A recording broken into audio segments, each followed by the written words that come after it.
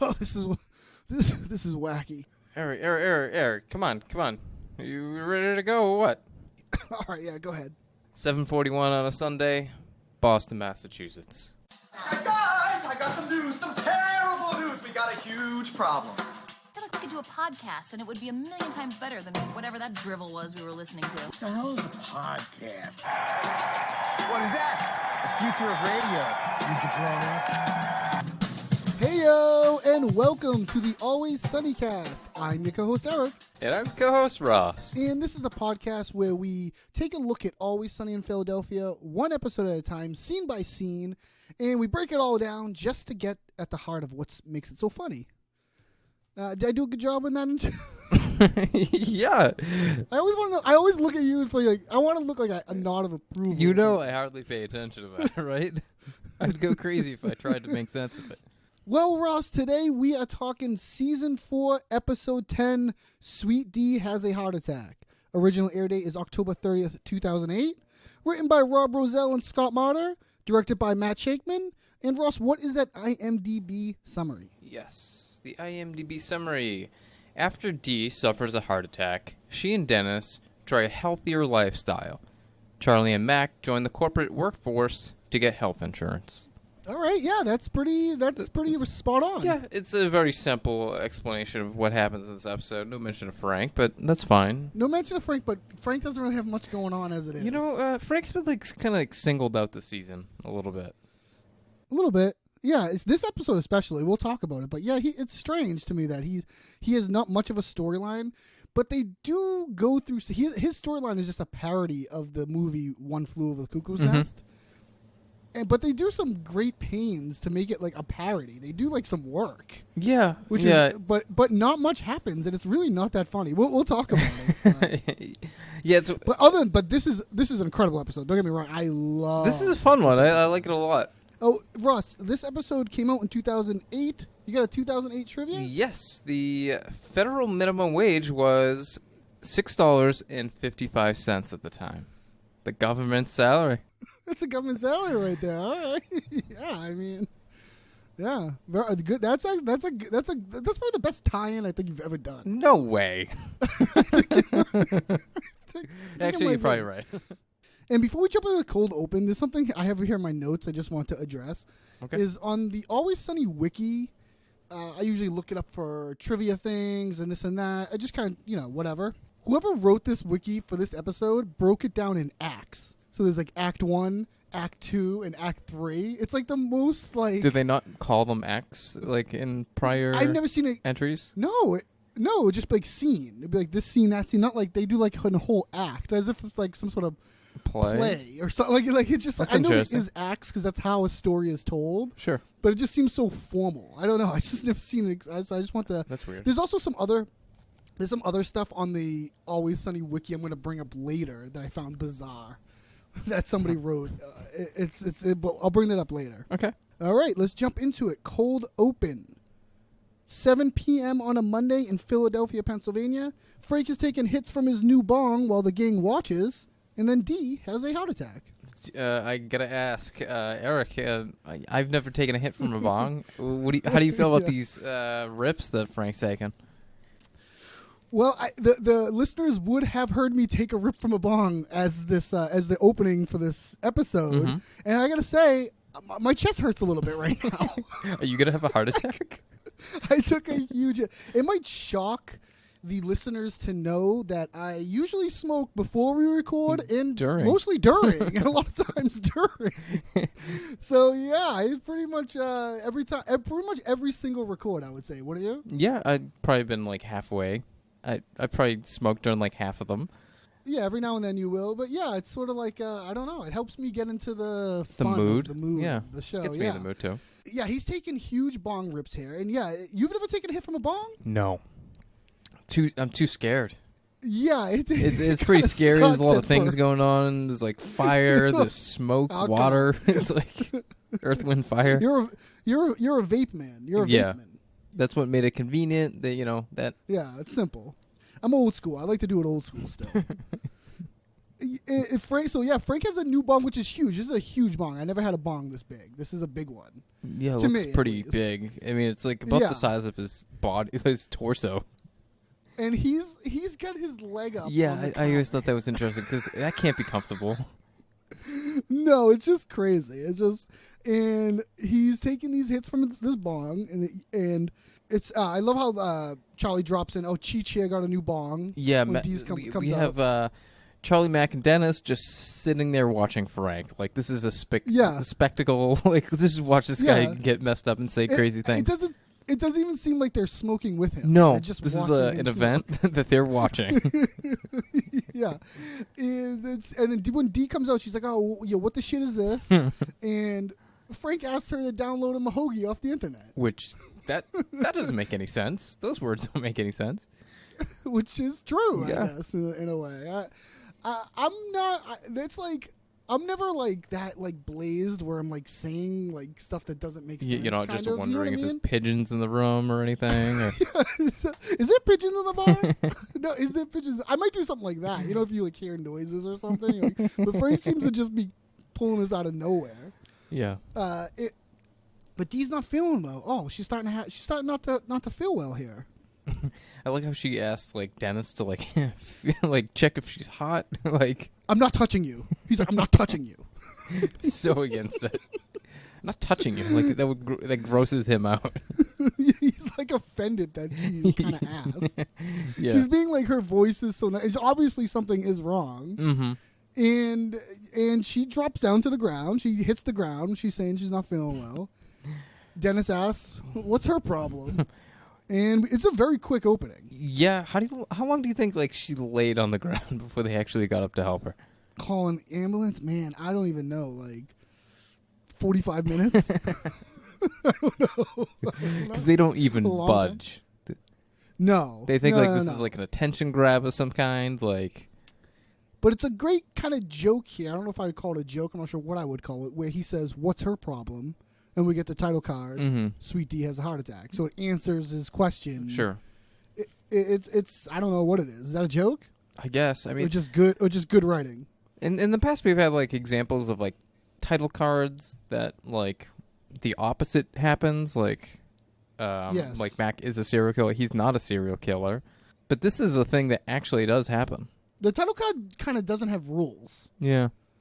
There's like no rules to the title card. It truly could be anything. It could be a false statement. It could be a true statement.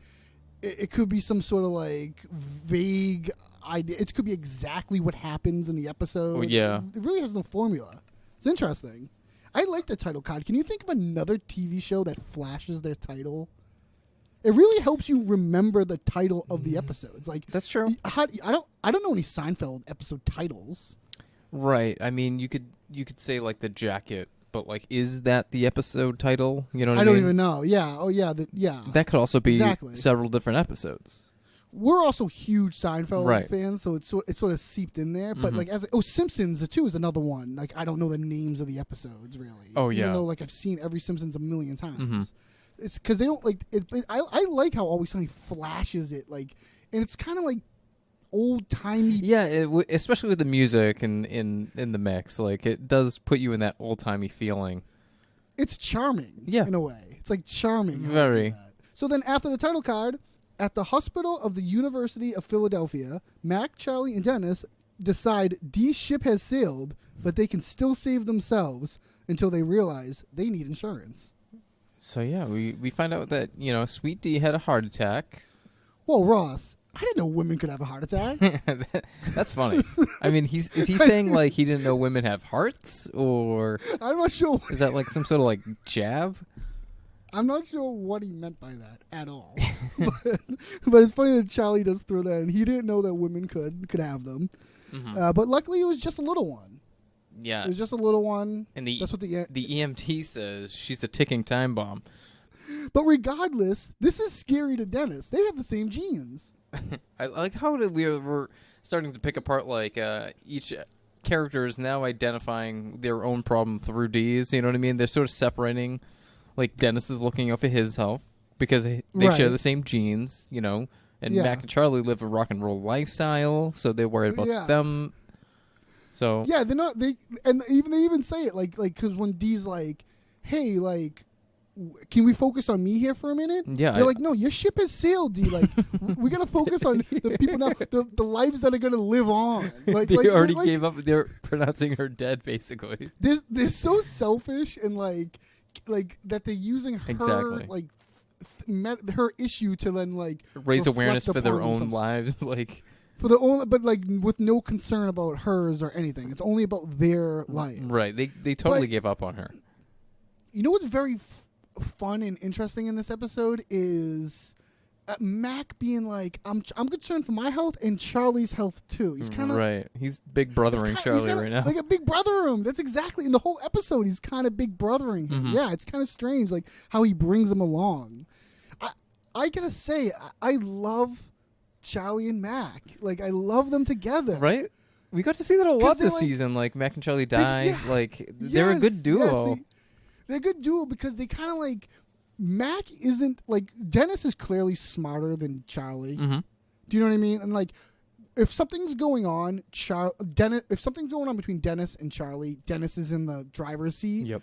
But with Mac isn't necessarily smarter than Charlie. No, he doesn't Do you know what always I mean? make great So, like, choices. Yeah, they'll kind of feed off each other, and both have like a bad idea. Right. You know what I mean? And on the flip side, we get to see Dee and Dennis pair up again, Which I I feel strong for because they Me are too. so rotten. Like they're just like there's something wrong with them. They're peas in a pod. They're brutal together. Yeah. They really are brutal when they team up together. But yeah, that's another thing too. I like when they team up because it's funny how Dennis can just switch. Right. He could be so against Dee, but like when he's on her side, Yeah. like it's pretty powerful when he's in her corner. Isn't that a testament to the show's writing that they could switch like this Mhm. and go back and forth, and it doesn't seem inconsistent? Right. You're right. Right? It just seems like part of their character to do this. Mhm. It's just like, I don't know. It's a testament to the writing. It's really brilliant. But so I love too when Dee's like, okay, can we focus on me? Dennis is a little like, I think the important thing here is to focus on ourselves. He's Yeah, saying he's still like, agree. no.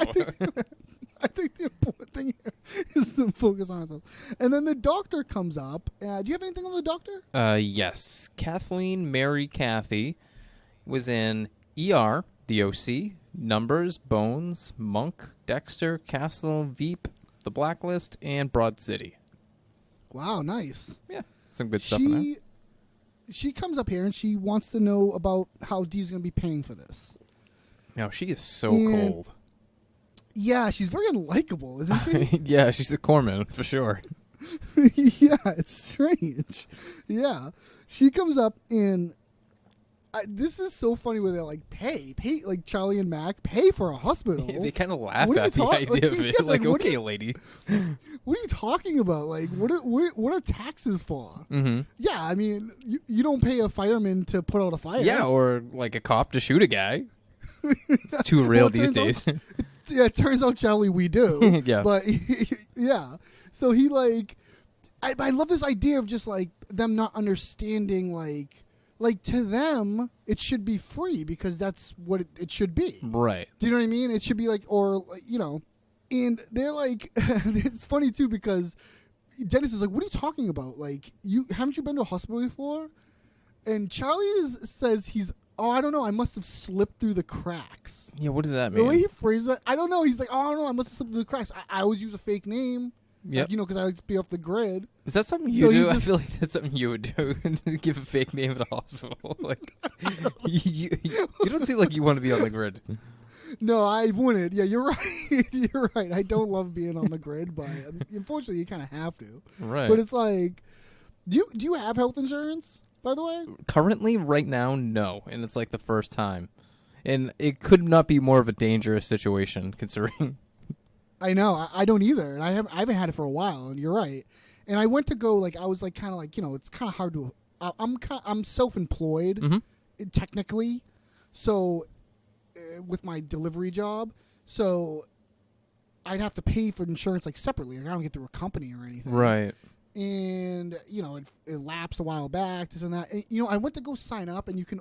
This is something I just found out. I know I'm crazy old, and you can only get insurance like a couple months out of the year.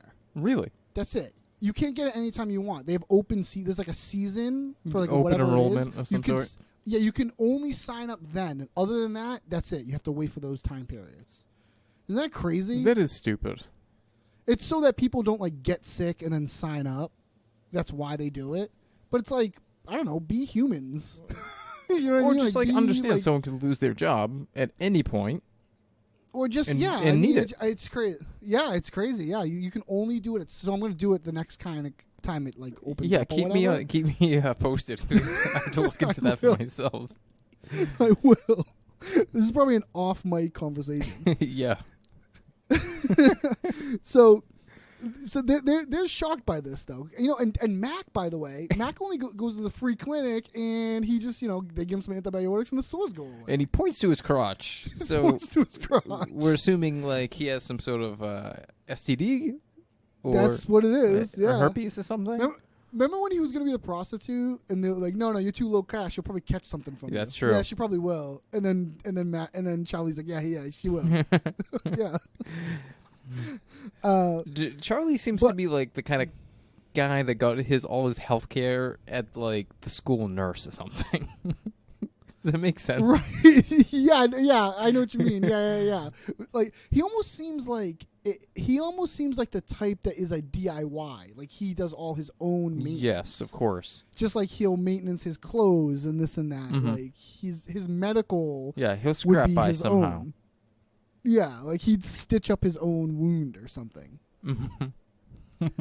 But Dennis is like, forget them. No. Yeah, we have insurance. We're on our father's Policy. policy. Yeah, and that's when Frank comes up here in a gown. A and he nice does little cue. I love spin. this. Check out the gown.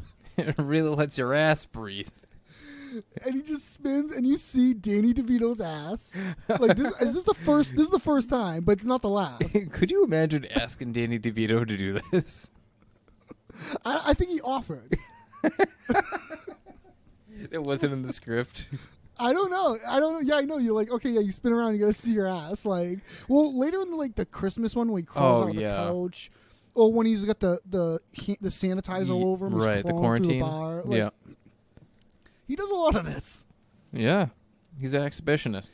Well, he comes up here, and they're like, okay, tell the doctor that you're on the policy, and he's like, no, I canceled that when you were 9. Carry And that they burden around. What? Carry that burden around. Now, they haven't went to the doctor since they were 9. I mean, it's possible. It's possible, But- but the way Dennis kind of talks to Mac and Charlie about this, it's like, you guys know how this works, right? But he hasn't 'cause been he's done since it. he was 9. Then Yeah, I don't know. then how does he know? That's right. I don't know. But You notice Dee's shrieking voice when she says you could have given us a heads up a long time ago. I love it. I love that. I love it. It I seems so love it. real. yeah.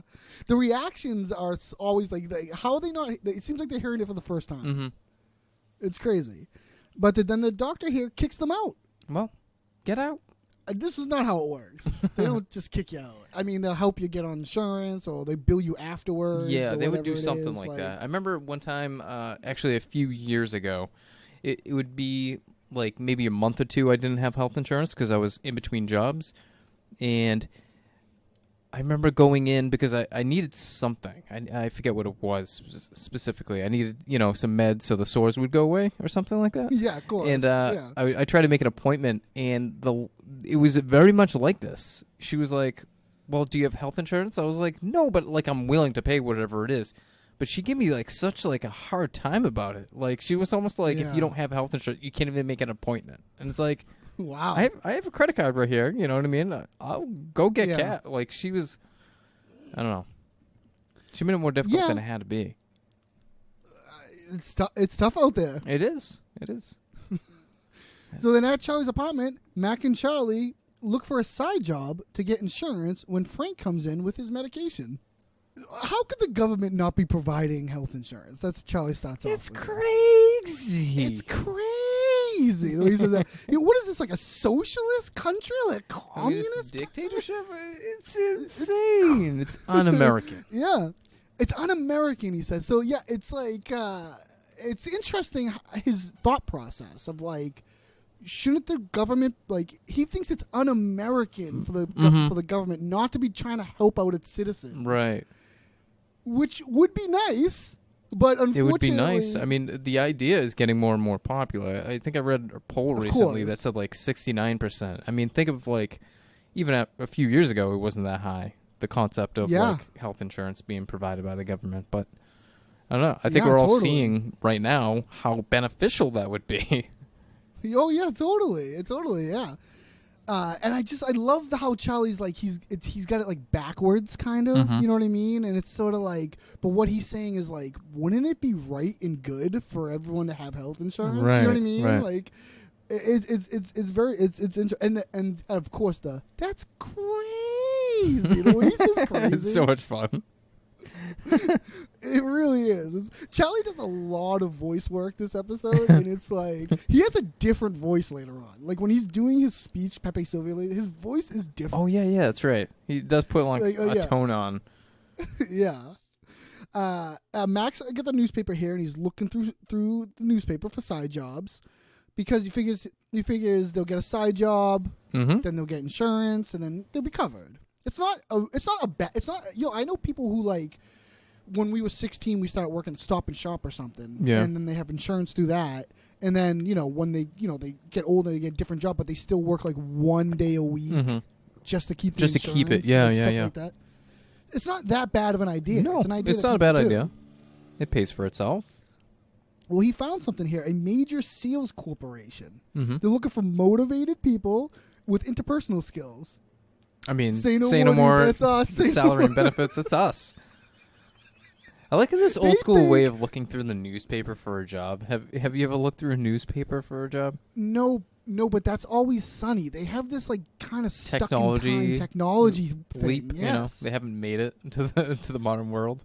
Yeah, I love this how they think they are motivated and have interpersonal skills. They think that describes those two people. Yeah, I know. It's just not.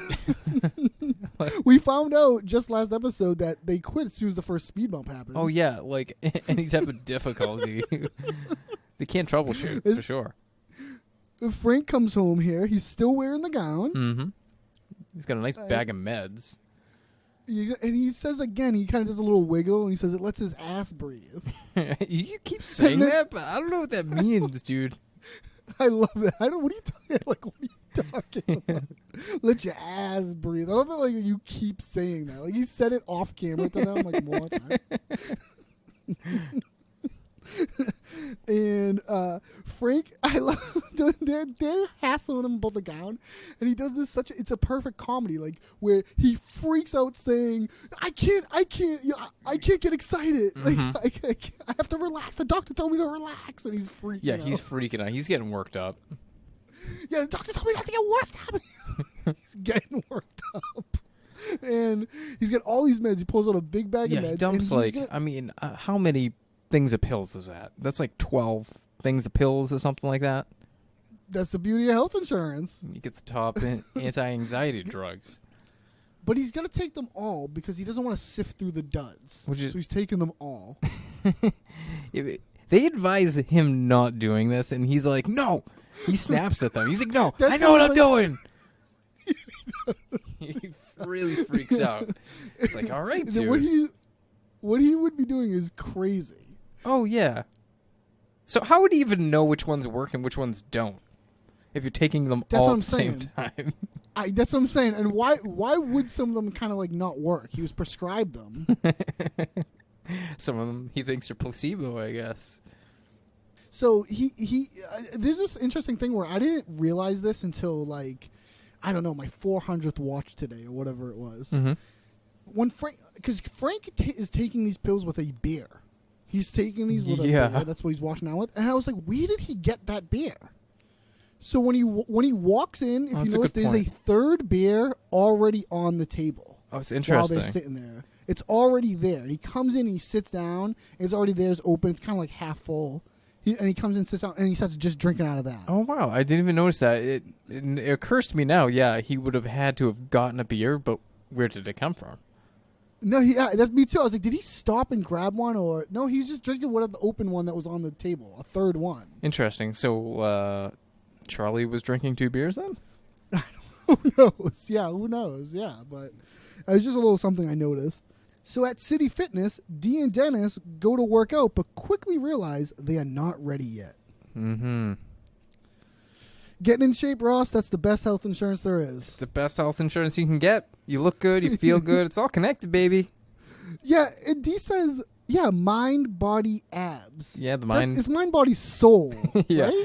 right? Mind, body, soul. Because I Googled mind, body, abs to see if she was like referencing something. I wouldn't be and surprised I couldn't if- find anything. Oh, really? Okay, good. I couldn't was find a like, single some thing. fitness like guru out there, like Billy Blanks or something, is probably trying to push something like that. Right. No, I couldn't find anything, Mm-hmm. but she wants to get those side abs. Yeah, those side abs. And but Dennis doesn't. Yeah, Dennis doesn't. He wants those too, but he doesn't want to get too bulky. He doesn't want to get too bulky. He wants that lean look. He wants that Jesus on the cross. Yeah, the nice, lean and tight Jesus on the cross look. Crucifixion must have been really good for you, for your core, because That's Jesus had the best abs. And then they say something so funny here where he goes, "Yeah, no pain, no gain." Yeah, he probably started that. Yeah, but he had good Like, messages. Talking about what are they talking about? It is so funny. It's just so that whole like Jesus ab things almost sounds like something Mac would be saying too. It's like a Mac thing almost. There's a lot of like vocabulary in like the writing it altogether that like even when Dennis is talking about toxins like later, Yeah. like you're probably flushing out your I feel like that's a Mac thing, and I don't know why. To me, that feels like a Yeah, Mac thing. Right. Yeah, like false medical information. Yeah, totally. Yeah. It's kind of like the apple. It's the Yes. What is it? The skin of the Yes, apple. it's Kinda riddled like with that thing. toxins. That's why you can't eat the skin. Well, they're gonna start off here with cardio. Mhm. They're gonna do some cardio. They jump on this treadmill and they jump right off. They're not ready. You know what? I feel a little bit of low energy. Dee just had a heart attack, so that explains that. Yeah, and they take a look around, and I love this language. I see a lot of people utilizing a lot of shakes and powders. And if you Yeah. look around, there are a lot of people drinking shakes. I mean, at some like gyms, there is like a shake counter, like where like someone will make you a shake. Ross, are you a gym guy? I'm off and on a workout guy. Yeah, we've been to the gym together. We used to go sometimes. Yep. I am not a workout guy. I have to force myself, and I do it so infrequently. Mm-hmm. I just can't. I don't know. It's hard to I'm more keep of a up. video gamer. Like, I think that's the thing. A lot of people like might reach their goal and just like quit immediately. But it's like Yeah. it has to be a lifestyle, especially if you want those Jesus abs, Exactly. And you know what one of my problems is? I need a new outfit. A sick new outfit. Well, I noticed you were rocking jeans I've never seen that before. I love this. So yeah, they're like, okay, we'll get the shakes and the powders, and we'll get some new outfits. And Dee's the one that points out, I wore jeans here, and I'm looking around, and I don't see a lot of other people with jeans. And this little Dennis thing of Yeah, I've never seen anyone in the gym with jeans. They Never always seen do it. this thing. This is an Always Sunny writing where they're talking about one thing, and then they have a little stop down, like a little breakdown, and Right. almost a little argument about something else, and then they go back into what they were talking Mm-hmm. about. It's unbelievable. Don't you wish you and I could do this in an improv scene somehow? Someday we have that a little bit sometimes. A I little feel like bit, when other but, like, people in the it's- mix, they're not aware of what it- we're doing. Because the problem is you'll get hung up on the second thing that we brought up. You Yeah, know what but I mean? Like, you wanna I just don't. drop it so Yeah. quick. Yeah, like in an improv scene, this scene would all of a sudden turn into a jeans, people wearing jeans scene. Right. You know what I mean? Where really we just want to talk about real quick and For go a back to second, it. we just want a snapshot of Yeah. it, just to put it on the table and then take it away. It's a hard trick to do. Yeah. And Always Sunny like pulls it off like it seems organic. It works. It's always funny. It's great. And I don't know if it's like a purposeful thing that they do, or if it's like a subconscious thing where that's just the way they write. It must be the way they write, and I like it because it makes it so conversational and real. You know what I mean? Yeah. Yes. Definitely. So yeah, they have this little breakdown. It's so funny too. Like, Ross, have you ever seen anyone with jeans? Like, Oh my how god, do you not know? so funny. Like a few years ago, this is when I used to ride a bike. Like I'd ride my bike around, and I rode my bike to this area that's like kind of like a 2-mile trail. So I rode like maybe 10 miles to the 2-mile trail, and I didn't ran and stop and chat, but I saw this woman from high school running with like her boyfriend or husband or something. Yeah. And this guy, it was like 90 degrees out, and this guy's rocking jeans, and he's jogging. And I couldn't help but feel like you have to feel like an idiot with this guy who's just running. He's holding them up with like one hand, and I'm like, Jesus, man, like. Maybe he was a surprise. Like it was a surprise. He didn't know, and he just felt the rhythm, and he was like, I'm going for it. Yeah. Yeah. They just had a spontaneous run. You never know. Yeah, you never know. But that's hilarious. Well, they're going to get fueled up. They're going to get some sick new outfits, and then they'll be good to go. I like how they have to. They can't just do it. They have to. No, of course not. They're doing everything but do it. Yeah. Oh, yeah. They're not the Anything they type can of person that stall. wants to put in the work for anything. You know what I mean? Yeah, that's exactly right. Yeah. So then at an office building, we see Mac and Charlie being interviewed for a job. Before we start anything, you got anything on this HR guy? I know you do, because I know who he is. I think we all know who he is. HR director is Michael Naughton. We know him as our Guagino's waiter, but he was also Right. in things like Friends, Elizabethtown, The Enigma of the Stigma, Superbad, Little Fockers, The League, Mike Tyson's Mysteries, With Bob and David, New Girl, and Dice. Oh, nice. Yes, and interesting here. I know. It's interesting here. They have this guy, and they don't ever. Do they ever Acknowledge say that he was this was that- his original job? I don't think they do. Yeah, which is weird, but Because they do acknowledge when he becomes a flight attendant right later yeah, on yeah. in the ladies reboot. The Yeah, Boggs ladies this guy has a reboot. lot of He's a flight careers. He attendant. goes from HR guy to waiter to, flight attendant. Yeah, It's a lot. Yeah, and it's a lot. Yeah, but it's not. It might not be the waiter because he would recognize Charlie and Matt Oh, for sure. I mean, for the first time. How many- Yeah. But yeah, they must have liked him so much they brought him back. Mm-hmm. He's yeah. On the old Signcast, the Seinfeld podcast, they would call this guy a double dipper. He Ooh. plays two characters on the show. They called well, he's the we double got our dipper. first double dipper. I mean, is this our first double dipper? It's not because remember we had the Duncan. Duncan, was that's the right. guy- the waiter. He was the at the the hoster, restaurant. hoster. Yeah. Yeah, the host. Hoster, I said, instead of hostess. In case everyone was the wondering if little- I smoked before this, I said hoster. The hostess. So, this is so funny. So, they're both interviewing as basically one person because he says, I never seen... He reads off the official resume of Mac and Charlie. That's what it says on the top of it. I might have been mistaken. Is that a yellow piece of paper that he's reading that off of? You are 100% correct. It's like Okay. they wrote this on it. It's not like white. It's like... No, it's yellow. And this, like, do you remember Step Brothers? Is your Step Brothers? No, I've never seen that movie.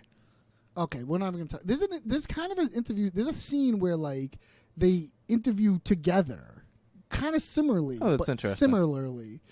But they, Katie and I, because Katie was like, "Oh, this is just like the Step Brothers thing," and Katie and I looked it up, and these came out like a month apart from each other. That's so weird. But they were obviously filmed way in advance. Right, and shit, right, you know what I right. mean? And I can't remember the Step Brothers. I almost want to say that they're not interviewing together, that one is just there as moral support, but I could be wrong. Okay. No, I've never seen that movie. I mean, it's in my wheelhouse, but it was just one of those that went by and I never looked back It's to. actually, I actually remember it being pretty funny. Okay. But I'm gonna edit that out because I didn't do the research to look up the Step Brothers thing, so I could be way off because I don't really remember quite what that scene is. I remember there's a I scene. don't know. Maybe it's someone very listening similar. might know. Yeah, maybe. Yeah, email us. Let us know. I'll keep this all in then. Email us at alwayssunnycastpod@gmail.com. They figured they'd save some paper, go green. I like how Mac That's why thinks there's only he's one resume. impressing him by saying that. Totally.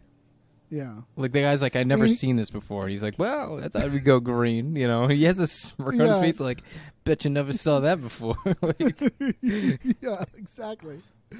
The guy was reading off some of the resume here and says that some of the duties that they had, other than ordering stuff at the bar, is taking care of business. TCOB? He says, isn't it just TCB? It's not TCOB. TCOB. TCB. I think I've heard both. Really? Yeah. All right. I feel like thought that's it a was just TCB. Spencer thing, by the way, too. 1,000%. TCOB. To even be like to To just use acronym the phrase, something taking like care that. of business. Yeah. Or like to put on like saying like his job description is taking care of business. Yeah. It's a, what do you do? Take care of business. And it says here has been in complete control of everything in his life. Isn't that a funny thing to put on a resume? It's like, well, who else would be in control of your life? Yeah, as if like that's some sort of management position or like some Something sort to brag of, like, about. Well, you know what, sir? There's certain things you can't have control of. Yeah, that's Charlie. That's Charlie It's like, that. what? Not exactly. He's like not exactly everything. Yeah. But you're gonna understand that the stuff they lack in formal education they can make up with street smarts. Mhm. This is so Mac. We can You wheel, think we he can is- deal, we can oversee hostile takeovers. Like, This is so Mac. Yeah, it's kind of a mailroom gig. yeah, it's just a mailroom gig, and there's only one position. Ooh, kind of a package deal. Sort of work as a team. Don't you love this that they're not selling each other out? No, yeah, That I they're love it. kinda Yeah. that they're on the same team. Like another way to take this is to sell each other out, Mm-hmm. which they do all the time with Yeah. each other. I wouldn't be But surprised this if they is, did it here. Yeah, this is nice that they kind of like are. They were kind of looking forward on to each- working together too. Yeah, they kind of like they're going into this with a lot of like zest and like enthusiasm. Mhm. And they're like, how about that they split the pay? They could split the pay. And that's between the two Charlie's of them. idea too. He's like, Yeah. let's see if I can sell you even harder. Let's play that. Yeah, You'd be willing to do that? And Mac backs him up with, yeah, this is not about money at all. Frankly, you don't have to pay us at all. Well, he's gonna pay them something. So minimum wage, That's hell yeah, that's a government salary right there. the government salary. Is that not an incredible phrase? I love it. That's a government salary. It's so That is like, it's kind of condescending. It's like oh the yeah, government thinks yeah, this yeah. is a livable wage, and that's That's what it is. Yeah. You know, there's two different like minimum wages. So do you there's mean? like a state minimum wage and there's a federal. I think the federal is in place to make Oh. sure the state doesn't go Minimum. below that. Yeah, it's a minimum. Yeah, it's a But minimum. like the state can just say, well, our minimum wage is a different thing completely. They don't have to Wow. necessarily follow the federal minimum wage. I think that's weird. yes, it's I mean strange. that's a states' rights thing. Yeah, states' rights thing. But Yeah. yeah. They're like good. Yeah, they love it. They'll take a government salary, sure, and they high five this guy. They're very. The job is they're both of very yours. excited. Congratulations to you. I would love to end a job interview like that. I was watching this with fiance Katie, and she was like, "That's the last time that actor has acted could act like happy on the show whenever he comes Oh, back yeah. or whatever because he's the waiter because what they do to the waiter." Oh man, poor guy. You know, I couldn't find anything on the waiter. Like I looked like on the Always Sunny wiki. There's no Guagino's waiter his own kind of wiki and like like he is a Yeah, character. no, he is a returning recurring character. I mean, they revisit him the most recent season. I found a like recurring character list like on Wikipedia, Mm-hmm. and he's not on it. That's an undersight. I think so too. Yeah, he's definitely somebody that's like on the bench. Mm-hmm. Totally. So then back at City Fitness, Dee and Dennis briefly attend a spin class and then get kicked out. Now this is a pretty iconic scene. Yeah, I this think. is great. This is incredible. I separated this, so this is up until they walk out. Okay. but I kind of paste them out here. This is like this. Okay, they come walking in here. Does Dennis want some fat burner? Well, he's on some nitric oxide energy stack. What the hell? I did look up nitric oxide to see what it is for, and I found that it's helpful for 5 different things. 1, erectile dysfunction. 2, muscle soreness, so like recovery of your muscles. 3, lower your blood pressure. 4 it's an exercise performance enhancer. It delivers more oxygen and nutrients to the muscles and blood, I guess. I don't know what I'm talking about. And number 5, it helps you manage your type 2 diabetes. Okay, great. So Dennis is on this as if his muscles need some sort of recovery. I mean, he's never had a hard time getting it up. So no, in fact, he could do it like manually, like whenever he wants. I Remember bet. he does that one episode. He does it in an episode. He's like, oh, now I'm hard, now I'm not, now I'm hard, now I'm not. He does it like in an episode. And there's an instructor here at the top of the spin class. You got anything on this instructor? Yes, Danzo Gordon. He was born 1979 from Toronto, Canada. He was in American History X, Dear Wendy, Dirty Deeds, Hang Time, Kroll Show, and Saving Hope. Ross, I want to read you something here from the Always Sunny wiki page. It's under the trivia. Hold on 1 second. I got to get to Are it. you spoiling the big game right now? You know how much I look no. forward to that game, and I mean, I'm putting my foot down. If you're going to ruin the game for me, this is probably the end of our friendship. Don't worry. There's still a game. This is just one little thing. This is just something I found interesting. I wouldn't have used it as one of those trivia things. It's just I don't really understand it, and I don't. It's Okay, it's I'll not read it to trivia, is what you're saying. Well, this is on the trivia. This is what it says. It's always hard to find the theme colors of It's Always Sunny in Philadelphia. In this episode, we see it reflected on the spin class instructor's outfit. Dee insults him by calling him a bumblebee and a coach Dickenballs. Ross, is that trivia? Do you consider that trivia? No, that's just saying what happens in the episode. That was more of a summary than anything. What, do you think this instructor is yellow and black on purpose to match the Always Sunny logo? No, I don't think no. so. This is like a wild coincidence. Yeah, and what I would do even they mean say it's a coincidence. It just is. You know what I mean? What do they mean by it's always hard to find the colors of It's Always Sunny in Philadelphia? What do they Who's mean by it hard that? for? It's hard where, like in the show, in real life, it's just yellow and black. Right. Yeah. I don't know. I was just confused. There's a whole trivia song thing. called Black and Yellow. I mean, is that ripping? Is that? I don't know. That was just a little something I found very interesting. I just made a little note of it. I wanted to read. Wow. The coach here wants to know. The instructor here wants to know if anyone has any physical ailments, anything he needs to know about just before when he starts the class. Pretty standard thing. Yeah. I excuse me. I just had a heart attack. Maybe you should turn this techno music down a little bit. Yeah, they don't like this is like techno music kind of going on in the background here. Yeah, they don't like what's going on here because they can't really hear him. And so Dennis is like, "Oh, I'll get to this." He gets up and he starts going through the guy's like CDs and stuff. What are you doing, man? But as he's walking up, don't you love Dennis is not feeling these tunes? Yeah, like he just like the way he shuts it says off too. It's like, he does this like, don't we all feel better now?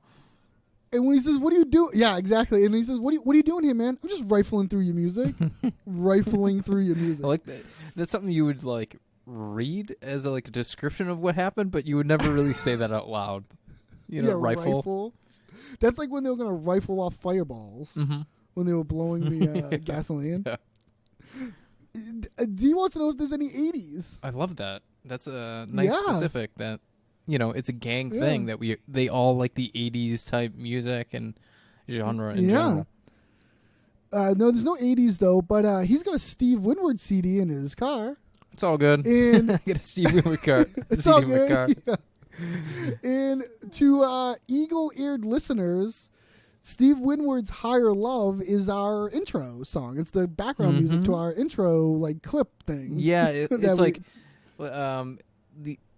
it would take a while before you could actually like probably name that tune, because like the Bring Me doesn't really kick in for like a long time if you actually listen to the song, but like it's a nice little tidbit. When I was putting it together, I wanted something that conveyed like the show, yeah. but wasn't the actual theme song. And Dennis's Steve Winwood 80s music thing, I just love. Yeah. And so I was like, oh, Higher Love is like, and it's just got like a jaunty tune to it. It's like, because when he says like, yeah, I got Steve Winwood album, and he says like, the guy's like, no. What? I was like, why? What's wrong with Steve Winwood? Yeah, Higher Love, it's a classic. Like, Yeah, like what do you mean? What's wrong with Steve Winwood? yeah, he thinks like the Steve Winwood aspect of this is what's wrong. You know what I mean? Yeah, not that they're like doing exercise and they need like Higher Love is not a song to exercise. to. Right. The instructor wants like some sort of like high energy, like, you know, crank it out Pumping type. beat. Yeah, like a pumping beat to go with the pedaling. But yeah, so yeah, he's gonna, and the guy's like, no, I choose the music here. Oh, I apologize. I had no idea this was all about you. Oh, he is the instructor of the class. I guess. So it is. Yeah. Maybe Dee shouldn't even be there, though. I mean, she just had a heart attack. The guy's like, you shouldn't be here. Well, maybe you shouldn't dress like a bumblebee, bitch. Oh. And Dennis being like, oh, you just got a dog. You got a dog. I wish he used the phased. Well, they do at the end of this when they come back with the muscle. The muscle doesn't get used. The face. Oh, you remember like faced, Corman? But that is what he's doing. Oh, when that's he what says he's saying? Yeah, instead of saying like faced, he's saying, we'll get there. Okay. But that is this. I think he's doing the same joke. Okay, I wish he did it again. So yeah, you just got dogged, and they start to leave. And before we get out of this scene, real quick, let's talk about their outfits. Mm-hmm. They're dressed now like gym rats or something, or like Dennis looks wild. The backpack. Dennis is wearing a backpack. Is it the one with the water? Fingerless gloves. Yeah, I don't even. Yeah, the Camelback. Fingerless glove. He's wearing like fingerless gloves, a sleeveless shirt. D kind of looks like normal workout stuff, but Dennis looks real over the top with the gloves and the headband. Yeah, a lot of gear. And, like, the backpack, a lot of gear. That's the one thing I never got into with like gym. Like maybe gloves, but not like Yeah. they're more just to protect your hands from abrasion. But that's about as far as I go. So Dennis and D walk to Dennis's car where he gets a CD and brings it back to the Bumblebee. I like how they're sticking to we're going to get a CD and to bring it back, but like you could kind of forget that if you're listening to their conversation and just like it looks like they're leaving. Right. Yeah, that's what's brilliant. That's what's so brilliant about this. Is that it looks like they're leaving, but they're really just doing that thing and just to get back at that guy. but they're having an incredible conversation here when they I come know. out. And this is a one shot. This is a one shot. I know, it's so much like fun. The camera doesn't cut. You walk all the way to the car and all the way back to the door in one take. Mm-hmm. A spin class, bunch of hamsters on a wheel. Yeah, I'm gonna ride a bike hard. I'm gonna ride a bike fast, and I'm not gonna go anywhere. And then Dennis here with this for no I love reason this. because they weren't involved with these guys at all. Oh yeah, I'm just gonna put metal on a metal bar and lift that metal like a metal jerk. The He's metal talking jerk about part is weightlifters? like Why is he talking about weightlifting? Like, why is he like? They had no I don't know. direction. He's against the whole institution at this point. Well, regardless, they're feeling like the supplements are working. Oh The yeah, supplements are doing a their great job in jobs, their they're own. working. Got a ton of Yeah, energy, yeah. heart rate's up. Yeah, Dennis's veins is popping. See his veins He's so popping? vascular. Yeah, they look good. They feel good. Mhm. Except for Dee's been having explosive diarrhea. Oh, And that's probably your body getting rid of all the toxins. yeah, I love Dennis says, "Oh, have you?" Like, and at this point, they're at the car, and you see Dennis open the car, and he reaches in, he grabs. They don't show you what he's getting though, which is so cool. You Yeah. don't realize it's a CD until later. We get the reveal. He gets It's kind of something- fun.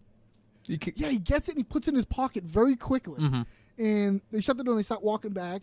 And yeah, that's Dee's body flushing all the toxins. Dennis, on the other hand, he hasn't gone in days. Ooh. But you know what? That's his body working to 100% capacity. It's absorbing all the nutrients and not wasting a single thing.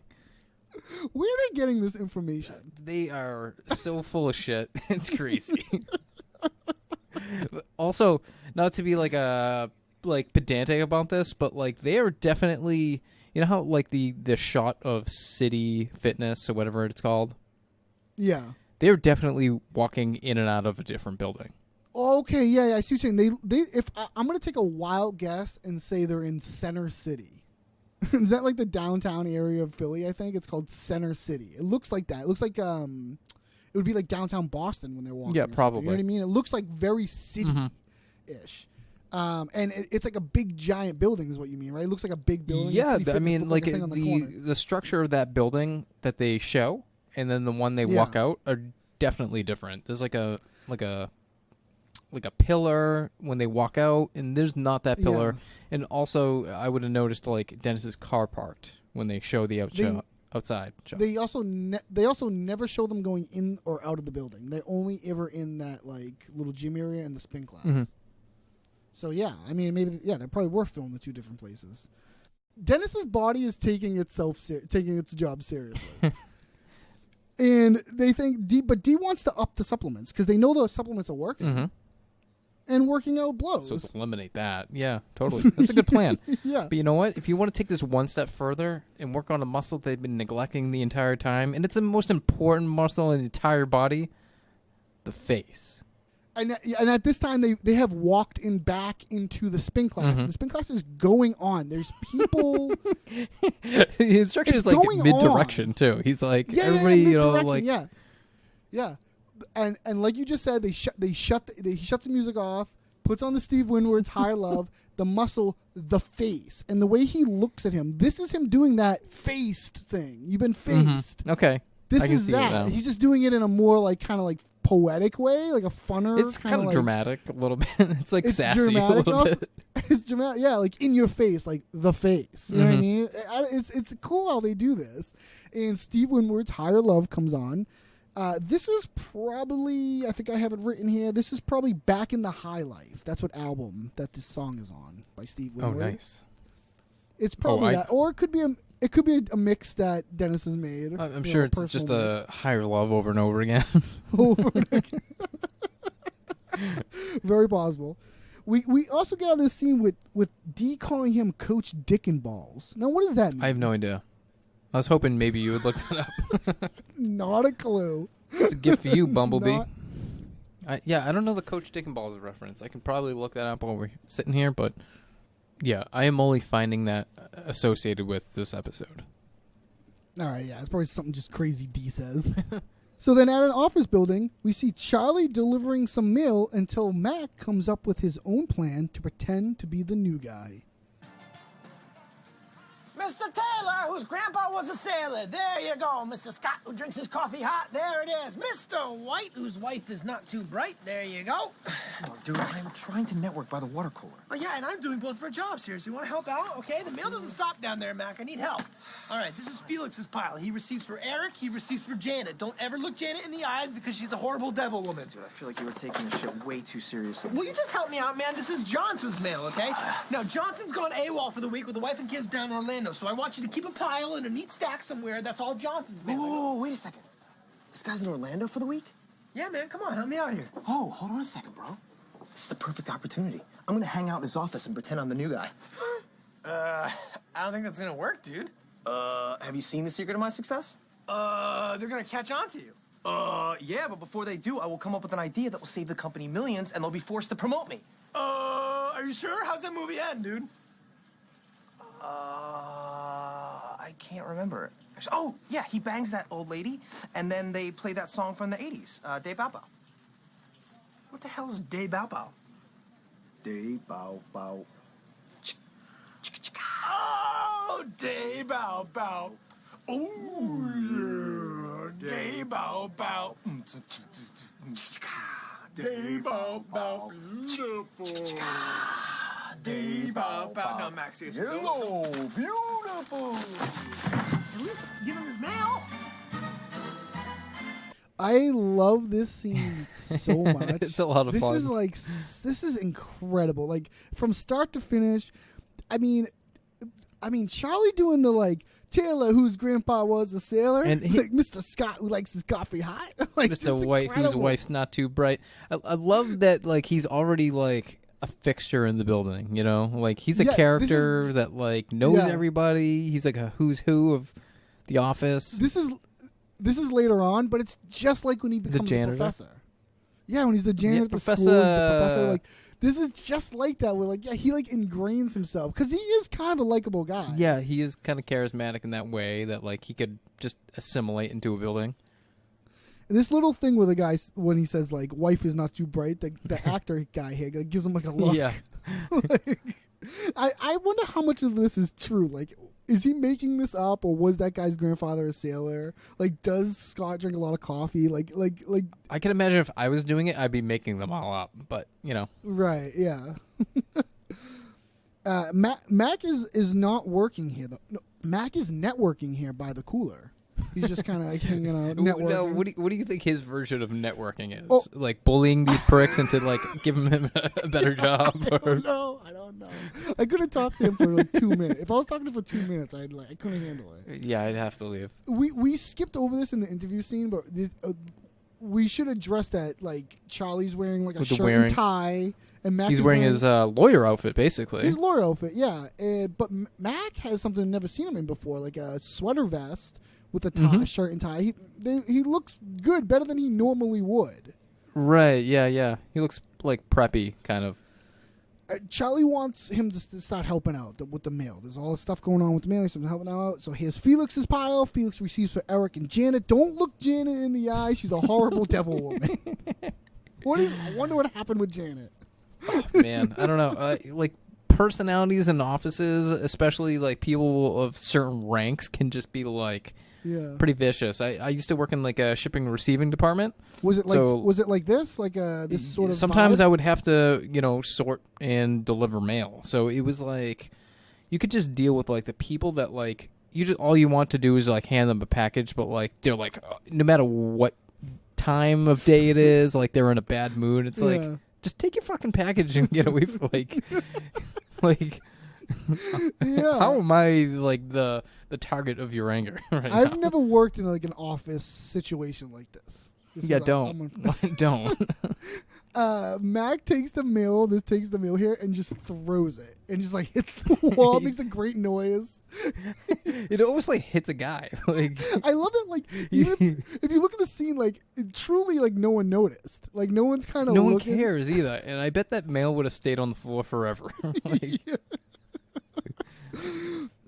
And he goes, okay, this is Johnson's mail, but Johnson's gone AWOL for the weekend with the wife and kids. Russ, you know what the term AWOL means? AWOL, I believe it's like a military term. That's But right. like it's going like off campus of some kind. Means What do you got? It means absent without official leave. Well, I mean, I'm sure this guy scheduled the vacation. I know. That's why it's fun. It is like a slang term people use, but yeah, he's not AWOL technically. right. I'm sure they He's know just- where he is. But it is sort Especially of like because they know where he is. but it sort of is like a slang thing he uses. Yeah, he's off, and he does know like that this guy's away and that he's in Orlando. So like Charlie has like Some like knowledge Knowledge. of people in the office. yeah, and this is where Matt gets the idea that he's going to he's gonna hang out in this guy's office and pretend he's the new guy. Okay, before we Right. go any further, let's talk about why would the new guy be in Johnson's office? Perfect. I mean, this is great because it doesn't make much sense. Also, he's trying to live out the movie The Secret of My Success. Yeah, Have he you said- ever seen that movie? Ross, this episode of Always Sunny references 3 movies I have not seen. I have not. Oh, seen really? This. Yeah. I've seen The Secret of My Success. You've and I've seen this movie? I watched it this week in preparation. Holy shit! I watched the oh yeah scene, the scene with the oh yeah. I watched that scene specifically to see what Mac is talking about. Mac has it all out of order. He doesn't have it right. at Oh all. yeah, it's not a beat by beat of the movie. Like Michael J. Fox, he goes to New York City. He's from the country. He's going to New York City because he has a job out there. And the day he shows up to work his job, the guy is like packing up the business and like he's like no one has a job here anymore. So like in order to save face, he like gets like a mailroom gig, and a bunch of people will lay it off in that office. And he notices like a vacant office, and he just decides to split his time working in the mailroom and then working in that office, like pretending to be the new guy. And so like he like starts sitting with like the higher ups at lunch, and just like he schmoozes his way into like becoming like a part of the board, like board meetings and stuff. And he actually does put in the work to, become like. This is exactly what Mac thinks. This is exactly what he Mac thinks wants he's to do. doing, right? Yeah. But like you said, Michael J. Fox's character uses an empty office, which I think is key to pretending to be a new guy. Yes. You can't be right. in someone else's office. Yeah, you can't. You just I agree. This whole little thing of the have you seen Cigarette Sass? Yeah, dude. How's that movie end? Like they keep going. You know what I mean? Like, yeah, I love this. How does that movie end, dude? And I say that to people all the time when I think they're saying something like that isn't true, or like if they're really hopeful about the outcome of something. Yeah. I'm like, oh, really? How does that movie end, dude? Because it doesn't sound real. Like, yeah. And so what he says is like, oh, I don't remember. Oh yeah, like, he bangs that old chick, and they play a Day Bow Bow song. But the Day Bow Bow song comes like before that in the limo scene, right? Like, and he doesn't bang her. well, he bangs the actually his aunt, who right, is it's the boss's wife. the right? boss's wife. Right. But not blood. So it was like not pretty by blood. early on in the movie. Yeah, it's not his aunt by blood. It's like father-in-law Yeah, like a or something. married in. Yeah. And so he's kind of like, and that's like in the middle of the movie. It's not the end of the movie. Right? Yeah, that's not where the movie ends. Like, and they play that Day Bow Bow song, and this is brilliant. And so he's An talking 80s about song. he's talking about "Oh Yeah" by the band Yellow. mm-hmm. Russ, did you happen to look at the Wikipedia for the song? No. What do you got? I'm gonna read you something here. I'm gonna read you something. Oh, well, first let me read the lyrics, okay? These are the lyrics to the song "Oh Yeah" by Yellow. Day Bow Bow. This is Day Bow Bow. These are the lyrics. Oh yeah, oh yeah, oh yeah. The moon, beautiful. The sun, even more beautiful. Oh yeah, oh yeah, oh yeah. Beautiful. Oh yeah, oh yeah. That's it. Beautiful. That was good. Those are the lyrics. Now, I looked at the. I looked at the wiki. So this, this song was made famous from Ferris Bueller's Day Off. You seen that? Yeah, I would say that's the movie this song is from. Not Totally, Secret which of My is- Success. No one really looks back at this movie and remembers it at all. Isn't that funny though? Isn't that such an Always Sunny thing or like a Mac thing to like the off-brand one is the one he knows it from? Yeah. And so like I looked up the song. So the Wikipedia basically says it made famous Ferris Bueller. It's been in all kinds of stuff. It became like an 80s like cliche songs and commercials. Totally. all over the place. Yeah. Now, this is what it says under production. I'm going to read you. It's a little bit long. This is the entire thing it says under production. This was bizarre to me. I don't know who wrote this. This is all it says under production. Describing the composition of Oh Yeah, blank said, first I did the music, and then I invited Dieter to sing along. And he came up with some lines which I thought, no, Dieter, it's too complicated. We don't need that many lyrics. I had the idea of this guy, a fat little monster, sits there very relaxed and says, oh yeah, oh yeah. So I told him, why don't you just try to sing along on the oh yeahs? Dieter was very angry when I told him this. And he said, are you crazy? All the time, oh yeah? Are you crazy? I can't do this. No, come on. And then he said, some lyrics like, the moon, beautiful. Is this too much? And I said, no, it's okay. And then he did this, oh yeah, and at the end he thought, yeah, it's nice. He loved it himself also. And also, I wanted to install lots of human noises, all kind of phonetic rhythms with my mouth. You hear lots of noises in the background which are done with my mouth. That's it. That's all it says on the production. Wow, what a story. He made sounds with his mouth. But isn't it funny how somebody wanted to add lyrics to this? And this guy's like, no. It's just, No, oh yeah. it's perfect. The guy's like, "Can I say the moon is beautiful at least?" He's like, "Yeah, fine. Say the moon's beautiful." It's crazy. That's like that conversation reminded me of like Seinfeld when like what's this show about? It's about nothing. Well, Yeah. something has to happen. No, nothing. Dieter, you don't understand. Dude, you understand? It's just a fat little demon that says, "Oh yeah." That concept is wild. Strange. Yeah. This A fat little demon monster. the band Yellow is a Swiss band actually. It's a Swiss electronic duo. Is there a man named Bowser in that group? No, Dieter and Boris Blank. Okay, Boris and Dieter. Uh, What are they? what do you guys say? Rocking Bullwinkle villains? It sounds like it. So he's like the Day Bow Bow song, and he's Charlie of course is like, what do you like? What's the Day Bow Bow? Like, no, I never heard it Yeah, referred because to that's like not that ever. what it's called. But like, you wouldn't know it by its real name. No, and it's so obvious that it's called Oh Yeah. It's like so obvious, but like in the Wikipedia article, it actually says that it became informally known as the Ferris Bueller song.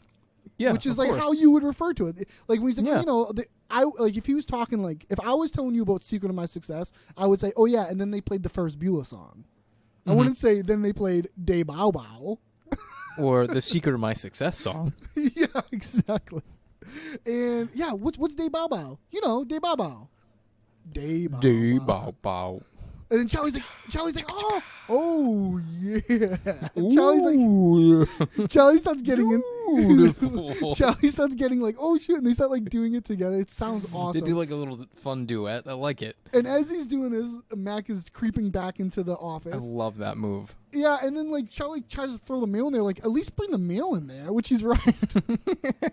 You can't even do that. You can't even even help do him that. like a little bit. So then we see Frank out on the street tripping on his new meds.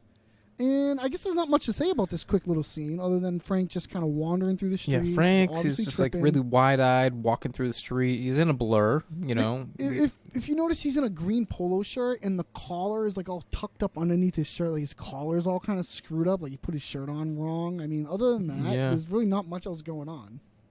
Yeah, he's just looking around. So then back at the office building, we see Mac and Charlie in the mailroom as Charlie explains his system. Now, So- things escalate real quick. I mean, Charlie's walking around the office kind of worried. now Yeah. There's smoke, like it's like smoky in here. It's like looks like, kind of like it's Kind of reminds me of the sweatshop. Yeah. It's got like that sweatshop vibe. Yeah. It has that escalation, too. And mail is just dropping and dropping. Now, I mean, it seems like impossible. Like these mail chutes, like mail is just falling out like buckets of like stuff to the brim.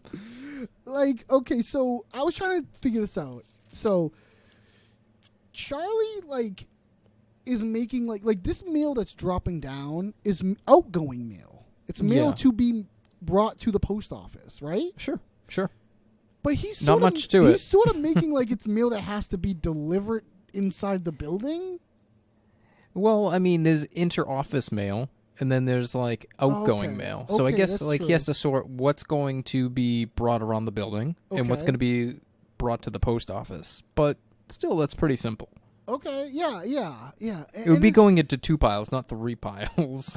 Like, Well, so the mail that would be depending on the company, they could have a high mail out volume of stuff. I mean, it could be possible. Sure.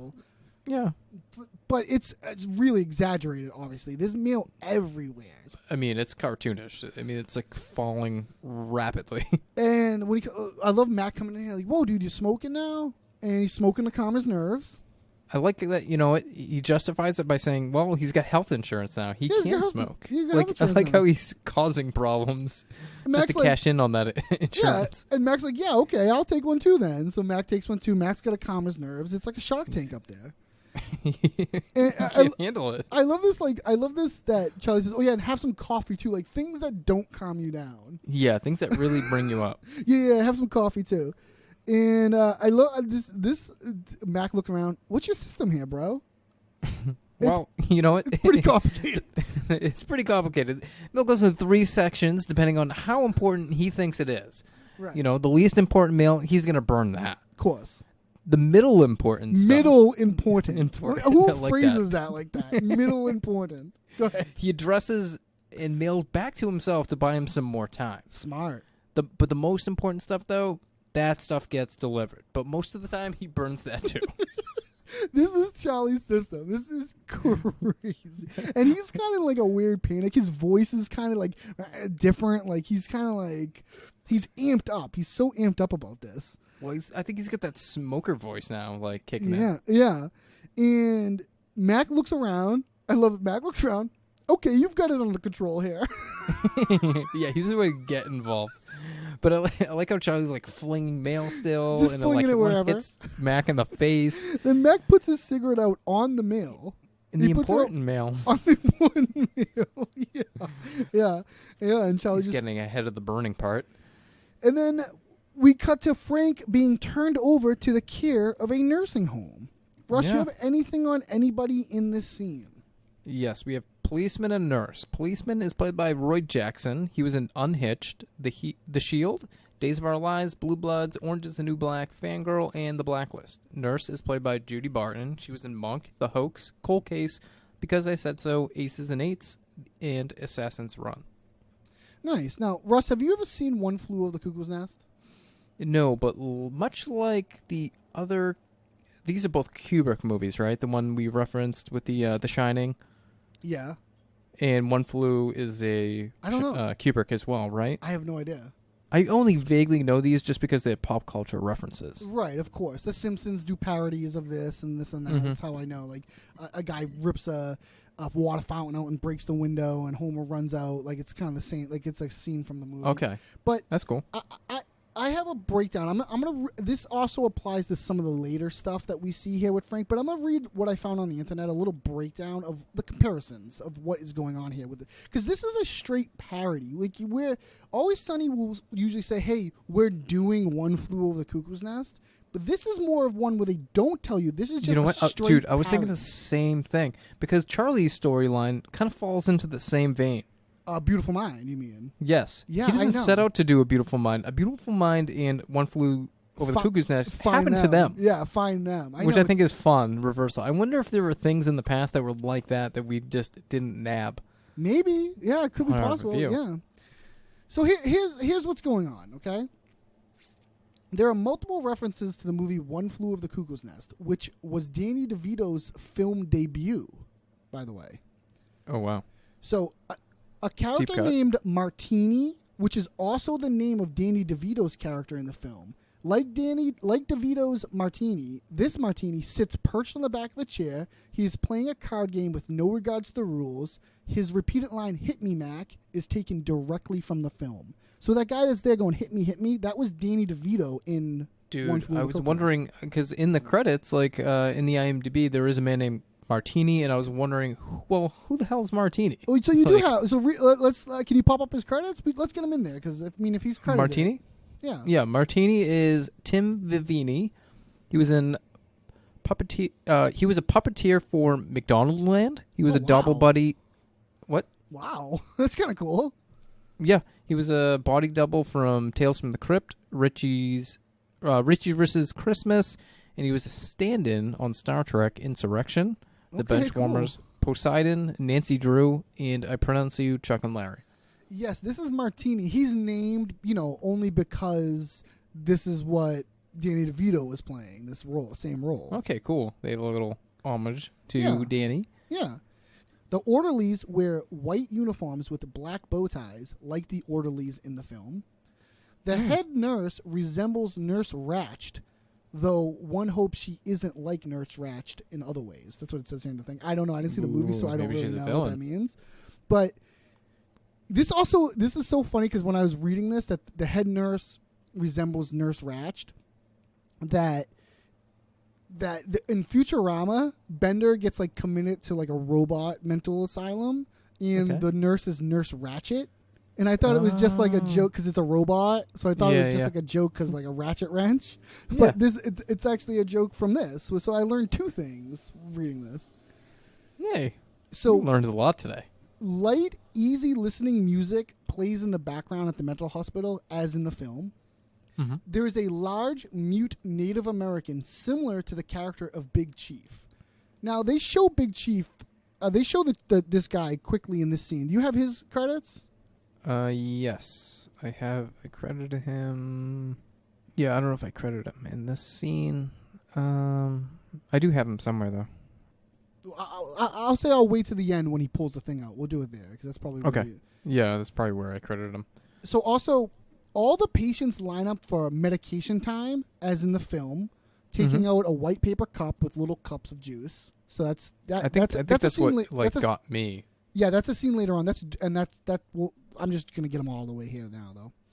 The episode ends with the chief throwing a fountain through a window. There, it's to help Frank escape, whereas in the movie, Big Chief does it for his own escape. And the music at the end of the episode is the closing theme to the film. So that is how all the ways that it's sort of like... All the tie-ins. Yeah, just a straight... Like, literally just a straight parody. Well, that's fine. I'm here for that. So it's like Frank doesn't have not that much going on, not much to do, but it is interesting that they did some pains to really make this like... Pretty accurate to the film. Yeah, pretty accurate and like look like something, yeah. Especially one that he was in. I think that's pretty cool. I didn't know that about Danny. So yeah, he's turned over here to the thing, and there's a nurse here, and she takes him, and they basically take him, and like, I mean, I don't know how you just like, how he just becomes a patient with no paperwork, knows who he is, like. Well, the policeman's like, well, we had no ID. We thought we'd turn him over to you until someone claims him. Who would be claiming him? Yeah, it's a good. How would they know that's where he is? Like, I don't know. Yeah, I don't know. And as we find out, he crapped himself. Yeah. And you know what? Frank's glasses kind of stand out to me in the scene. Like, has his glasses been this big and large? Like, they're kind of like window large. I mean, we know Frank from season 2 having those like kind of like wireframes. Yeah, I don't know. And, like, he's really stepping out of that this season. This is where like his like larger frames come in. Yeah, I noticed his larger frames earlier in the hospital scene too. I kind of because he's like pushing them up. And Yeah, I was like kind of thinking like, oh, I kind of like those glasses. Is actually what I thought. Yeah, me too. Yeah, it's a good look for him. So then inside Johnson's office, Mac gets a phone call from Johnson himself. The Oh Yeah song plays, or Day Bow Bow plays. And Mac is just taping up tape. Yeah, he's like wrapping the tape dispenser in the tape with his feet up on the desk. He's like really kicking back. I meant to mention this earlier, but doesn't this kind of remind you of the similar thing that George Costanza did in Seinfeld, where he wasn't sure if he was going to get the job? So he went and just sat in an office again, but it was different because George sat in an empty office. It wasn't like somebody else's office or anything, but it's similar where they're just sitting there doing nothing. George literally just looks at the clock or just looks straight forward, I think. So yeah, he's just taping up tape, and he gets a phone call. He just answers it with a hello. I like how he puts it on speaker too. That's like such a I don't know. I feel like Mac would do that. Just a speaker, like. Yeah, because it's sort of like that's what they do in the movies, and like he's probably not around speakerphones all that often. You know what I mean? Yeah, he wants to use one. And when he's like, "Who's this?" He's like, "It's Mac, the new guy." You know, but it's Johnson. What are you doing in my office? And I love this. Like Mac's like, he's like, "Give me your name, your full name." Is Johnson credited? No, he is not. Oh, I wonder who's doing that. Yeah, so he's like, "Give me your name, your full name." I love that. And Mac just hangs up on him. Click. And that's so fun to watch. Did you notice the time on the phone? Ross, I was going to say, I paused it, and let's talk about what it says on the phone, because there's a couple of different things besides the time. Oh, okay. Good. Because I only have the time and date, which is 6:23 on a Tuesday, September 2nd, which is an actual date in 2008. It's an actual date in 2007. No. I looked it up. I looked it up. It's an actual date in 2008. This episode was released in October 2008. I mean, I guess it could be filmed a month before. Well, it could just be programmed to say the date. Oh, it could be that too. Yeah, September 2nd is the thing. It's a Tuesday. All right then. Katie looked it up yesterday and said it was 2007. I'll look that up too. I mean, it could have been. That would have made sense as well. It would have actually made more sense to me. But in 2008, it's September 4th. I mean, yeah, 2007, September 4th. You're going to have to fire Katie. Also, though, the time, 6:23.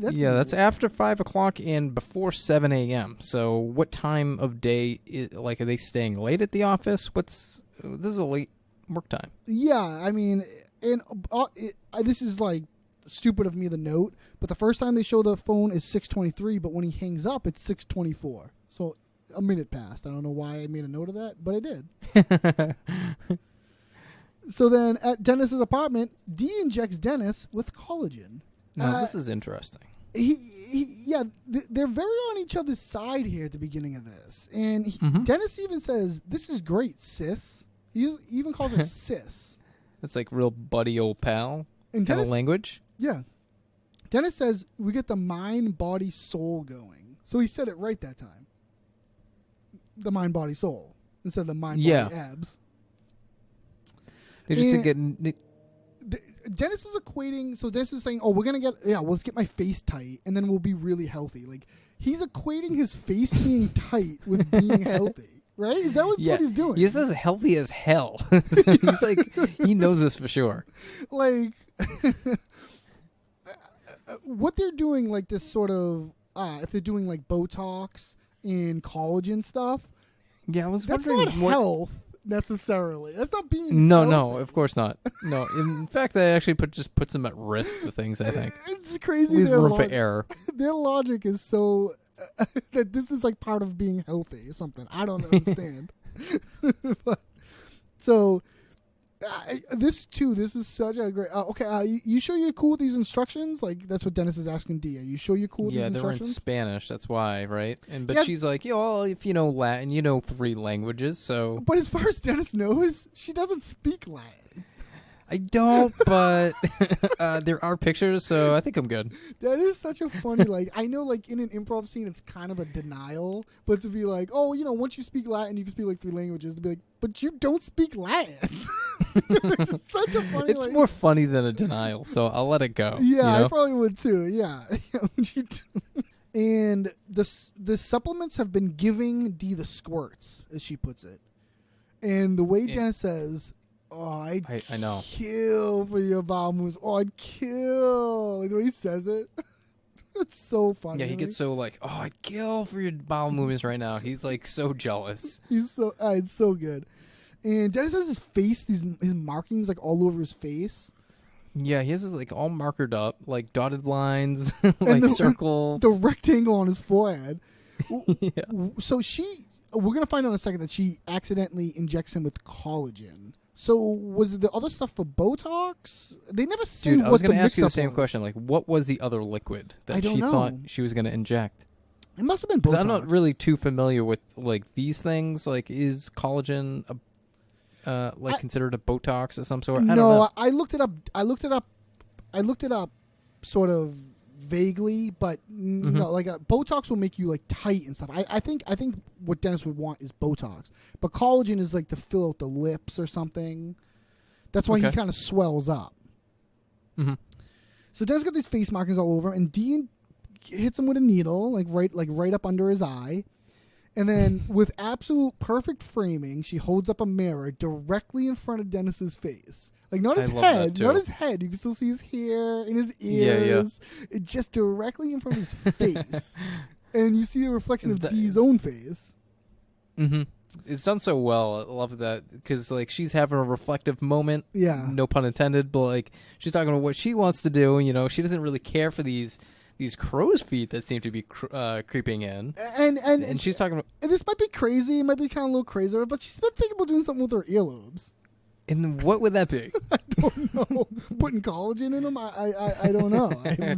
She wants to make them bigger. She wants them I to have pop. no idea. And she pulls the mirror away, and Dennis's face is all swollen up. It's great makeup. It's great. It looks great. He looks kind of like sad in a weird way. He looks like he had a stroke. Like half of his face is like drooping a bit. Yeah, and he feels a little weird, but that's normal. It's surprising that Dee doesn't like lie to him here and say, "Yeah, it is normal." She says, "No, it's not," and she starts like panicking. Yeah, she panics a bit, and like he escalates from like it feels weird to there's pain and it stings. Like, yeah, this is real quick. She thinks she might have mixed them up, and that's what Dennis freaks out. And he says, "You injected Mexican collagen into my eye." And he has to throw really in that freaks out. He has to throw in that it's Mexican collagen, like it's a legal over the border collagen. Yeah, it didn't seem like even if they did this right, it would have went well. You know, like how could they possibly think they could do this on their own? And Dennis thinks he's going blind, and Dee starts feeling weird. She starts feeling kind of strange. Yeah, her heart's really weak. There's a lot of pressure, you know. She feels like her heart might explode. Both of them are not in good shape right now. So then at a nursing home, Frank takes some medication. And this is the lineup for medication scene. Again, this is just basically straight from the movie. Mm-hmm. We get another mentioned nurse, Sherry Perkov. No credits on her. Oh, by really? The way. Just thought I'd mention that real quick. Oh, okay. So yeah, that's a quick little scene. So then in the mailroom, Charlie tells Mac about a major company conspiracy. They're on to me, dude. Those guys are sharp as nails up there. You can't put anything past them. Oh my God, dude, I'm freaking out. I am so stressed out. I feel like I'm having a panic attack. You want to talk about stress? You want to talk about stress? Okay? I've stumbled onto a major company conspiracy, Mac. How about that for stress? What the hell are you talking about? This company is being bled like a stuffed pig, Mac, and I got a paper trail to prove it. Check this out. Take a look at this. Jesus Christ, That Charlie. right there is the mail. Now let's talk about the mail. Can we talk about the mail, please, Mac? I'm dying to talk about the mail with you all day, okay? Pepe Sylvia. This name keeps coming up over and over again. Every day, Pepe's mail's getting sent back to me. Pepe Sylvia, Pepe Sylvia. I look in the mail. Well, this whole box is Pepe Sylvia. So I say to myself, I gotta find this guy. I gotta go up to his office. I gotta put his mail in the guy's goddamn hands. Otherwise, he's never gonna get it. It's gonna keep coming back down here. So I go up to Pepe's office, and what do I find out, Mac? What do I find out? There is no Pepe Sylvia. The man does not exist, okay? So I decided, oh, shit, buddy, I gotta dig a little deeper. There's no Pepe Sylvia. You gotta be kidding me. I got boxes full of Pepe. All right, so I start marching my way down to Carol in HR, and I knock on her door, and I say, Carol, I gotta talk to you about Pepe. And when I open the door, what do I find? There's not a single goddamn desk in that office. There is no Carol in HR. Matt, half the employees in this building have been made up. This office is a goddamn ghost town. Okay, Charlie, I'm gonna have to stop you right there. Not only do all of these people exist, but they have been asking for their mail on a daily basis. It's all they're talking about up there. Jesus Christ, dude. We are gonna lose our jobs. Well, calm down, because here's one thing that's not gonna happen. What? We're not gonna get fired. We're not. Because we've already been fired. We've lost our jobs? Yeah. About 3 days ago, a couple pink slips came in the mail. One for you, one for me. So what did I do? I mailed them halfway to Siberia, okay? If we've lost our jobs, that means we've lost our health insurance, which means all of this was for nothing. God damn it, dude. I'm having a panic attack. I'm actually having a panic Will you attack. settle down and have another cup of coffee? I am, bro. All right, well, fine. You know what, Barney? Give this guy a cigarette. He's freaking out. Huh? Who? Barney. He's the guy who tipped me off to Pepe Sylvia. Barney? Who the hell is Barney? You don't see Oh, shit. What the hell did he... You've lost your mind. You've lost your goddamn mind, Charlie. Now this is like some of the funniest that it can get. This is something you show to people. This is what It's Always Sunny is like. Yeah, You show them this, and they're like, oh, man. Yeah. There's sharp as nails up there. They're on the Mac. They're on to me. It's so funny. Like Sharp they're as on nails. to me. Like It's not even like a real saying, right? I don't know. And Charlie's voice. Did he get caught, by the way? Like, he's saying, like, they're on to me. Like, I think he's just panicking from that one phone call. I guess he's "They're nervous on to that me." Johnson is Yeah. aware of someone squatting. And the Charlie's voice here is like, yeah, well, Mac. He's like kind of got this kind of different voice to him. Like it's strange. It's kind of grumbly. Yeah, and this he shows him this board that he's been working here, And this board is basically straight out of A Beautiful Mind. This is basically Right. It's like that more or less- stereotypical, like, large conspiracy theory with names, Yeah. papers, wires. Like, Yeah. we get the whole thing. Everyone just heard the clip. A couple of my favorite stuff here.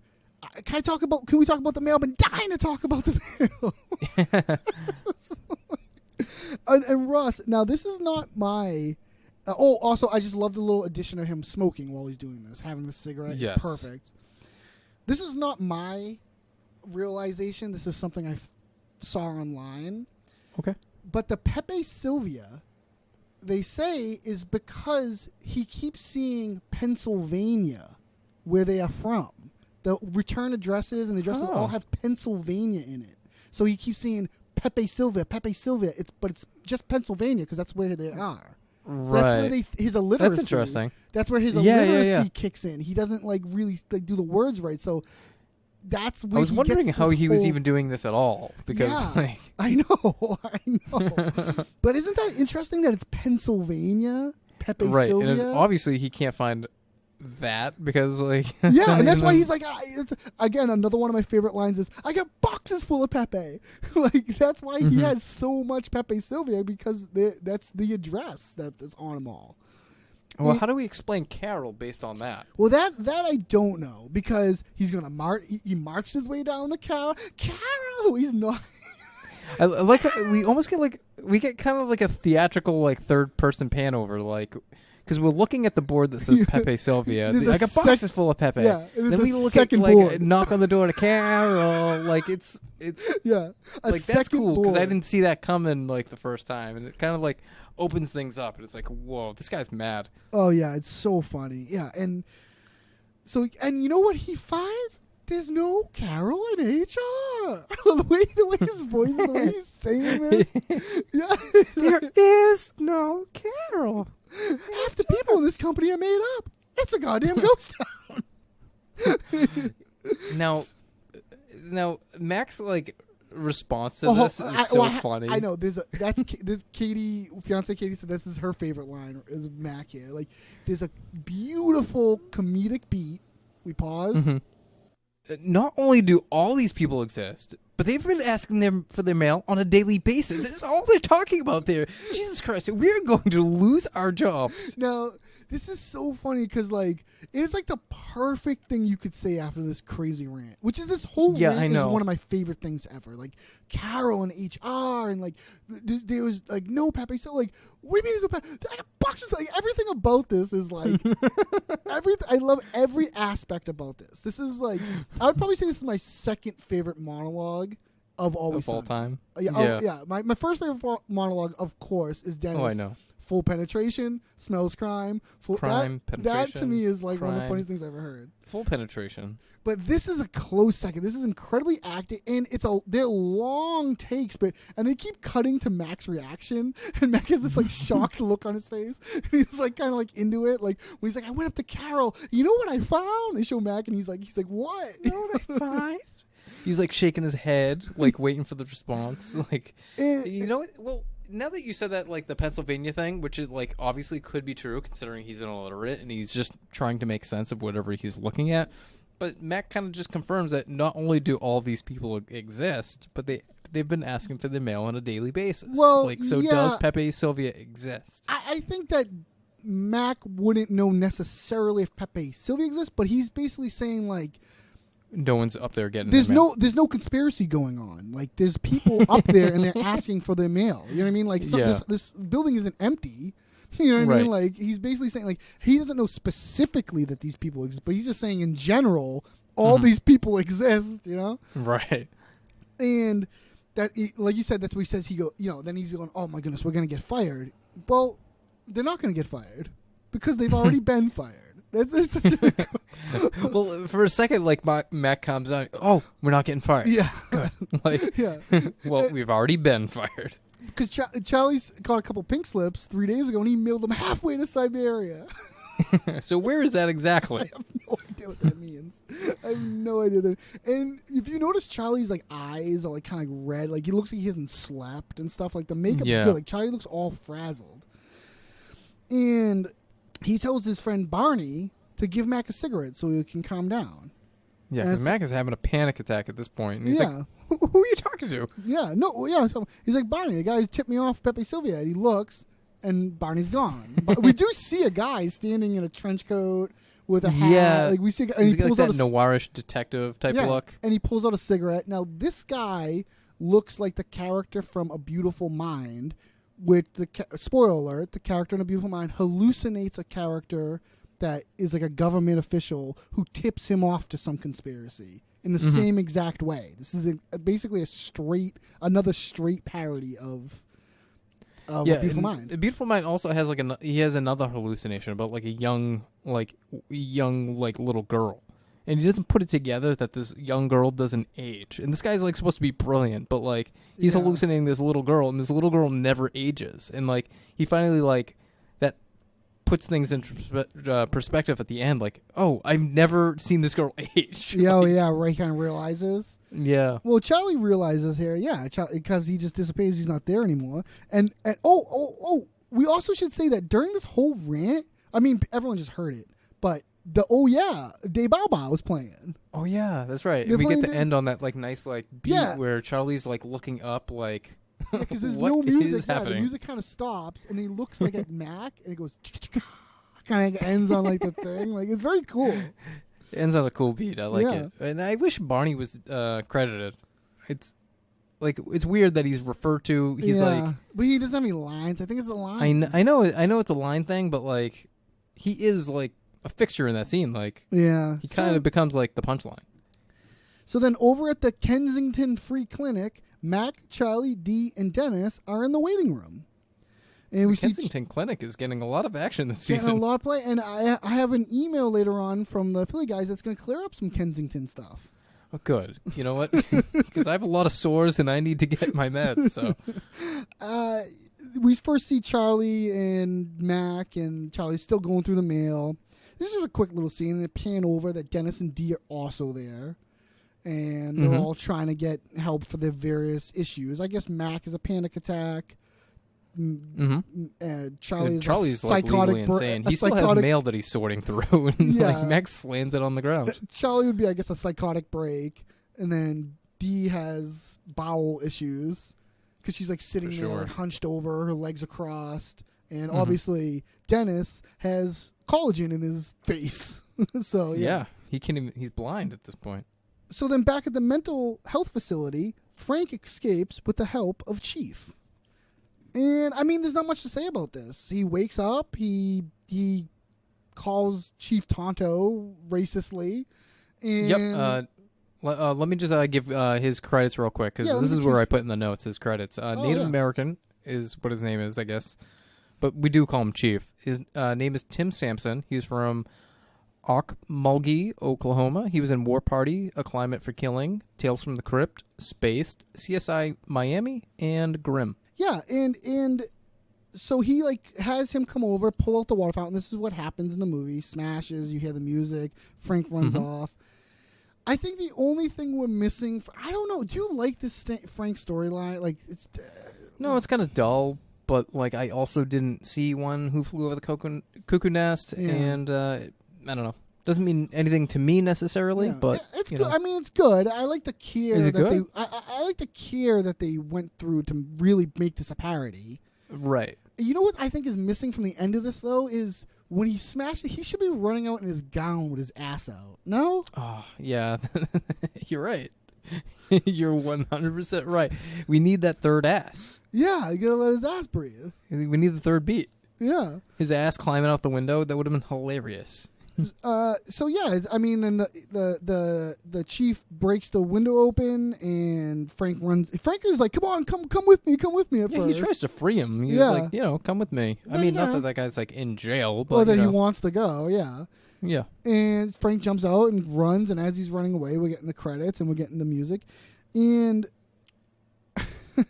the subtitles, the closed caption for this on Hulu, when this episode starts, it says eerie music featuring rhythmic drum beats. Yeah, I wrote that too. That's weird. I don't know, yeah. And then that's just the end of the episode. Mm-hmm. And that's going to bring us to our next segment. Russ, I have a brand new game for you today. No more IMDb Ooh, this is trivia. exciting. No more ever? No, I just got bored with it, so I came up with something new. This is Two Lies. You know, it's not all about you, by the way. Oh, it's all about you. Oh, okay. Ross, this game is Two Lies and a Real Fact, sponsored by IMDb. These are 3 trivia facts. 2 of them are fake. 1 of them is real. Ross, please guess the real fact that is from IMDb. This is a brand new game. Okay. Number 1. This episode doesn't exist. It's a figment of your imagination. Okay. Number 2. Tim Sampson also played a Big Chief parody character in the British sitcom Spaced. Charlie Day was a mailroom clerk in real life when he was in high school. Well, considering I just gave Tim Sampson credits, I'm going to go with the second one. And Tim Sampson is the real life son of the guy that played Big Chief in One Flew Over the Cuckoo's Nest. Oh That my is God. actually No him. way. Yes, it is. That's fucking crazy. Yeah. So They really went to great really, lengths. They really went through some pretty great lengths to do this. Yeah. And It's what are the interesting. odds that guy's son is also an actor? Well, yeah, I guess, but he doesn't do that much, and he also does the same exact thing in Spaced. I didn't realize when he read the credits that he's actually done a lot of other stuff too. Yeah. But yeah, he's an actor too. Sure. And Ross, our next segment, you won that, by the way, Ross. You won. Ding, ding, ding, ding, ding. Oof. Thank God. Ross, what is your favorite character? I'm gonna have to give it to Charlie. I mean, he just kind of blew it away. Charlie for me I mean, too. we're at a loss if we don't say it's Charlie. It's Charlie. He steals the show right at the end of the episode. Yeah, it's for Charlie. And what is your favorite scene? My favorite scene is gonna have to be that conspiracy scene, but if I'm gonna choose a second, just for fun, I'm gonna say Dennis and Dee going to the gym the second time when they interrupt the cycle instructor. I'm going to say the same exact thing. For me, it has to be the Pepe Sylvia. It's just so strong. It's a great monologue. Like it's got a lot. It's got a lot memorable. going on. It's like people are him for Halloween in this way. There's pins of Right. this. There's Of course, it's iconic. It's pretty it's great. iconic. And what is your favorite line of dialogue? You know what? There's so many. Like letting your ass breathe is so funny to me. There's a lot, but yeah. I got boxes full of Pepe. Oh, that's what I have. Dude, it rips me up. I Me got too. boxes full of Pepe. Like the way he boxes full- snaps yeah. into it. Like Yeah. It almost seems like off the cuff too. This the way he's talking to Pepe. He grabs. I got boxes full of Pepe over. Yeah, I did the same thing. The whole monologue is. yeah. You could pick anything out of that. Carol, like Carol. yeah. And he's knocking on the door like he would be Yeah. upstairs. It's so cool the way they play that out. Yeah. All right, then that's gonna bring us to our final thoughts. Ross, is this episode working at 100% efficiency? Yeah, this episode is absorbing every single bit of comedy and not wasting a single thing. Or, this episode's ship has sailed. Okay, time to move on to other episodes. The episodes that are gonna live on. This episode is doing its job like it's never done before. Yeah, this episode's taking his job very seriously. Yeah. Yeah. I totally agree. This is like you can just show some. Oh, you want to see an Always Sunny episode? Watch this one. This is second highest of the season Really? on IMDb rating. Sorry, third. What's the first and the second? Well, the first. Actually, I'm just discovering it's the fourth place. But Ross, first, you're all over the place. I here know. at the same I time. scrolled up and I saw another one. The Nightman Cometh is the top rank. Well deserved. Yeah. Oh And my then goodness! we I actually have- meant to say. I'm so sorry. Can we go back real quick? Now you mentioned Nightman Cometh. Earlier in the episode, when they're in Charlie's apartment and they're looking for a job, and Frank comes in. Yeah, they're going through the newspaper. On the nightstand, there is a lawn gnome, like a. Yeah, I noticed that. I was trying to wonder.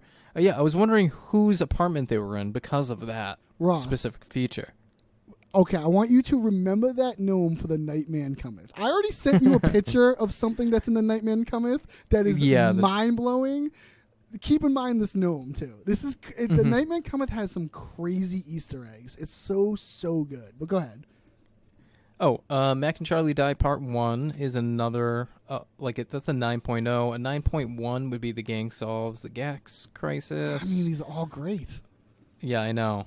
But this is a strong season, so I'm not surprised. Yeah. And we get to finish strong, so... Yeah, sorry. All right. It was a weird diatribe. Russ, I got an email here from the Philly guys. So this is Joe and the crew? Joe, KZ, and Sam. Yes, they boy. apologize for taking so long to, email with some points and stuff from the episode, this and that. They said, they've been moving and finishing school. I'm starting to wonder what we pay them for, But hey, we understand. We all got things to do. We all got things that we got to do. We all got stuff we have to do. So, but they emailed, and they have some points they'd like to make about a couple of the episodes, so I thought I'd read them here. So this is regarding Mac and Charlie Die, Part 1 and 2. You were wondering about where in Philly you could possibly drive a car into a wall, throw a grenade in it, and then shoot it at a car. Then shoot at the car. Well, we can't give you a specific location because we have fortunately never been in a fake our death by car explosion situation. We promise you there are spots in Philly to do it without being interrupted. You could probably get away with it in our backyard, though. So, Ross, if you and I ever want to go into an invitation. Yeah, if you and I ever want to go into Blaze of Glory, we got a place now to do this. Cool. Fairmont Park. That's the park where Dee was going to jog through, not wearing any reflecting at gear. night. She was worried about. Fairmont Park is a real park in Philly, right next to the Philadelphia Museum of Art. It's a massive, awesome park, and I don't think it's as dangerous at night as the show makes it seem. So is that? Could have fooled me. Pow! Jan is an elite one-off character. We also wish he was brought back on the show. Some of our top one-offs we don't think were mentioned are Gino, Agent Jack Bauer, Psycho Pete, and of course, Nosy Wally. That's some good stuff. Agent Jack Bauer and Poppins should come back in an episode together. Right. That's a given. Yeah. I feel like that's a no-brainer to me. Like animals. Yeah. Let's incorporate that together. The parole board scene of Part 1 is some of the funniest television ever made, and weird to watch when your mom is making dinner in the kitchen. We think this is the best two-part episode out of all of them. That's You strong might be right. because the graduation, Part 2 is so strong. The high school graduation. I don't know. All right. I mean, it is strong. It is a strong two-parter, and it's very memorable and fun. But the high school graduation is like Always Sunny cast lore. You know what I mean? It's like that to me. I don't know. We'll see. But I do agree with them so far. I think definitely it's the best two-parter. The other one was I've changed my decision because I've been on on the record saying the gang gets whacked. Yeah, I'm upping it to Mac and Charlie Die. All right, and this is about Patty's Pub, worst bar in Philadelphia. We aren't big fans of this episode either. Not really in the rotation, but your analysis definitely made it more fun to watch. Oh, well, that's nice. Yeah, we then we did our job. We're doing our job we take our job seriously. We're doing a 100% efficiency. Yeah. 100% capacity. They say here, you mentioned in the article that you read that Manny Yunkers came up a lot and you thought it was a swear word of some sort. It does sound like a cuss. In fact, it's really just a way to describe the people from the Manny Yunk neighborhood in northwest Philly. Manny Yunk isn't the trendiest part of town, but it's full of dive bars on its main street, which is probably why it's on the list so often. And they want to share some of their worst bars in Philly, what they think the worst bars in Philly. Oh, this is good. This is like real information. Okay, I'm into it. Number 1, Howl at the Moon. Has the energy and music of an 8th grade dance, but with watered down drinks. Sounds like the gang in the underage drinking scam. The Howl at the Moon, is that like that chain that's in Boston where the pianos... Yeah, there's one in Salem, too, isn't there? Salem, Mass? There might be. I mean, I don't know that for sure, but the Howl at the Moon, I think, is like a piano bar. A piano they have bar. dueling piano guys. Something like that. Number 2, Fat Tuesdays. Spiked slushies that can make you hungover before walking out the door. Ugh, All right. that does sound like miserable. And number 3, I don't like the name of this bar. Number 3, Drinkers. The name of the bar is Drinkers. Not a great time at all, especially if you remember it the next day. Drinkers. And it's hard for me, because of, our ridiculous Boston accents. I want to say drinkers. Drinkers. I have to Well, say you said drinkers. bars before. Drinkers. I know, bars. I know. Bars, drinkers. Bars. I can do it. Yes. And they mention here, we've also been to the Real Patty's Pub, and it's as cool as you would imagine if you're okay with smoking bars. Not even close to the worst bar in Philadelphia. And they've been to Rob McElhenney's Max Tavern, and it's pretty nice there too. Oh wow, that's Yeah, cool. Is that very in cool. Philadelphia? That must be in Philadelphia. That I is, mean, I didn't yeah. even know that. I know Yeah. he had a bar, but I didn't know where. But Yeah. that's cool. We got to put that on the walking tour. And the last thing they got here is Dennis Reynolds' An Erotic Life. Logan Circle is a cool spot by Center City, one of the 4 squares built in the original city planning. The fountain is rarely on, but when it is, kids swim in it all the time. No way you could possibly pee in it, let alone every day.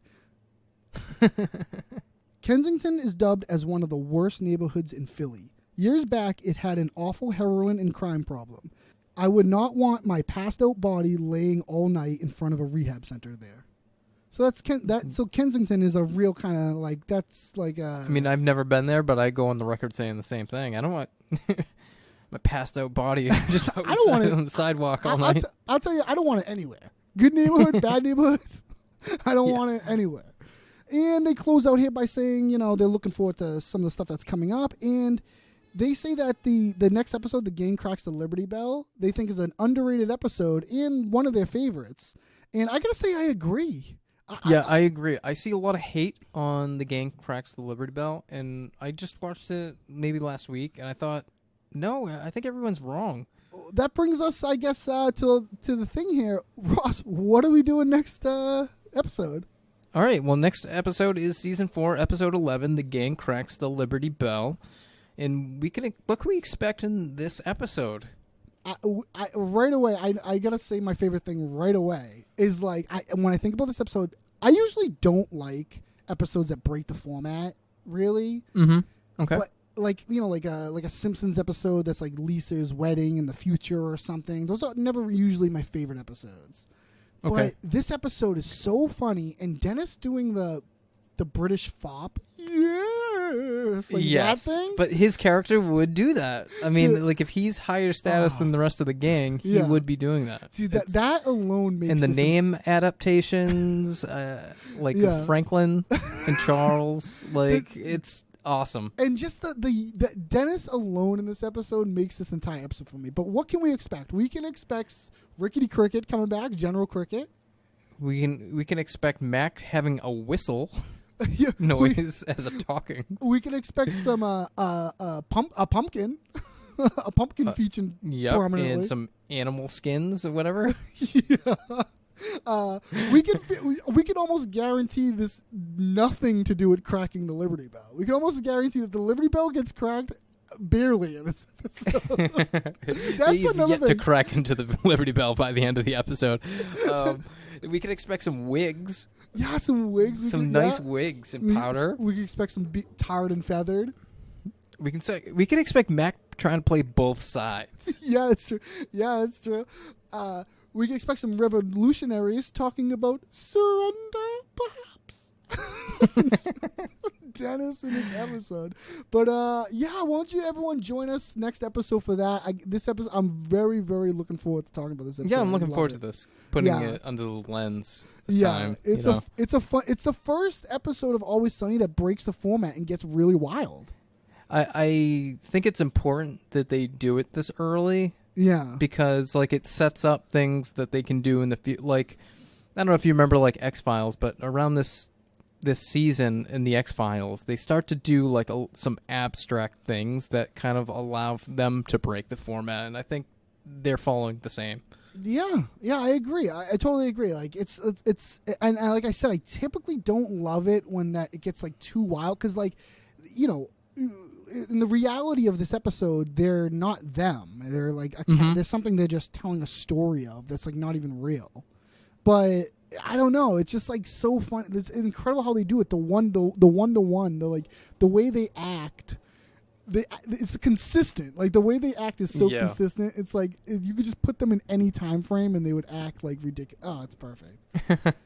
But join us next one for that. And until then, good day Good day to you. to use.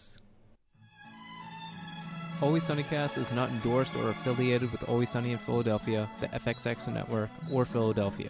The views and opinions expressed on this podcast are those of Eric Regan and Ross Northrop.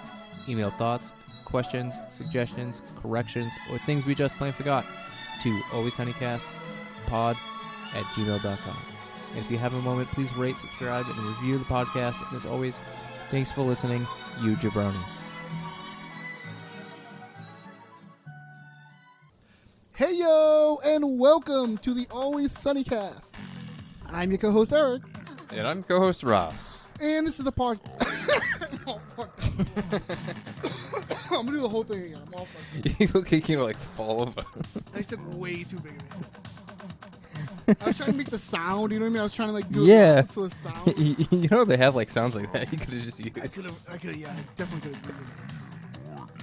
Hey yo, and welcome to the Always Sunny Cast. I'm your co-host Eric, And I'm co-host Ross. and this is the podcast where we take a look at Always Sunny in Philadelphia, episode by episode, scene by scene. I know my voice is so fucked up, right? Hold on one second. I'm doing the whole thing over.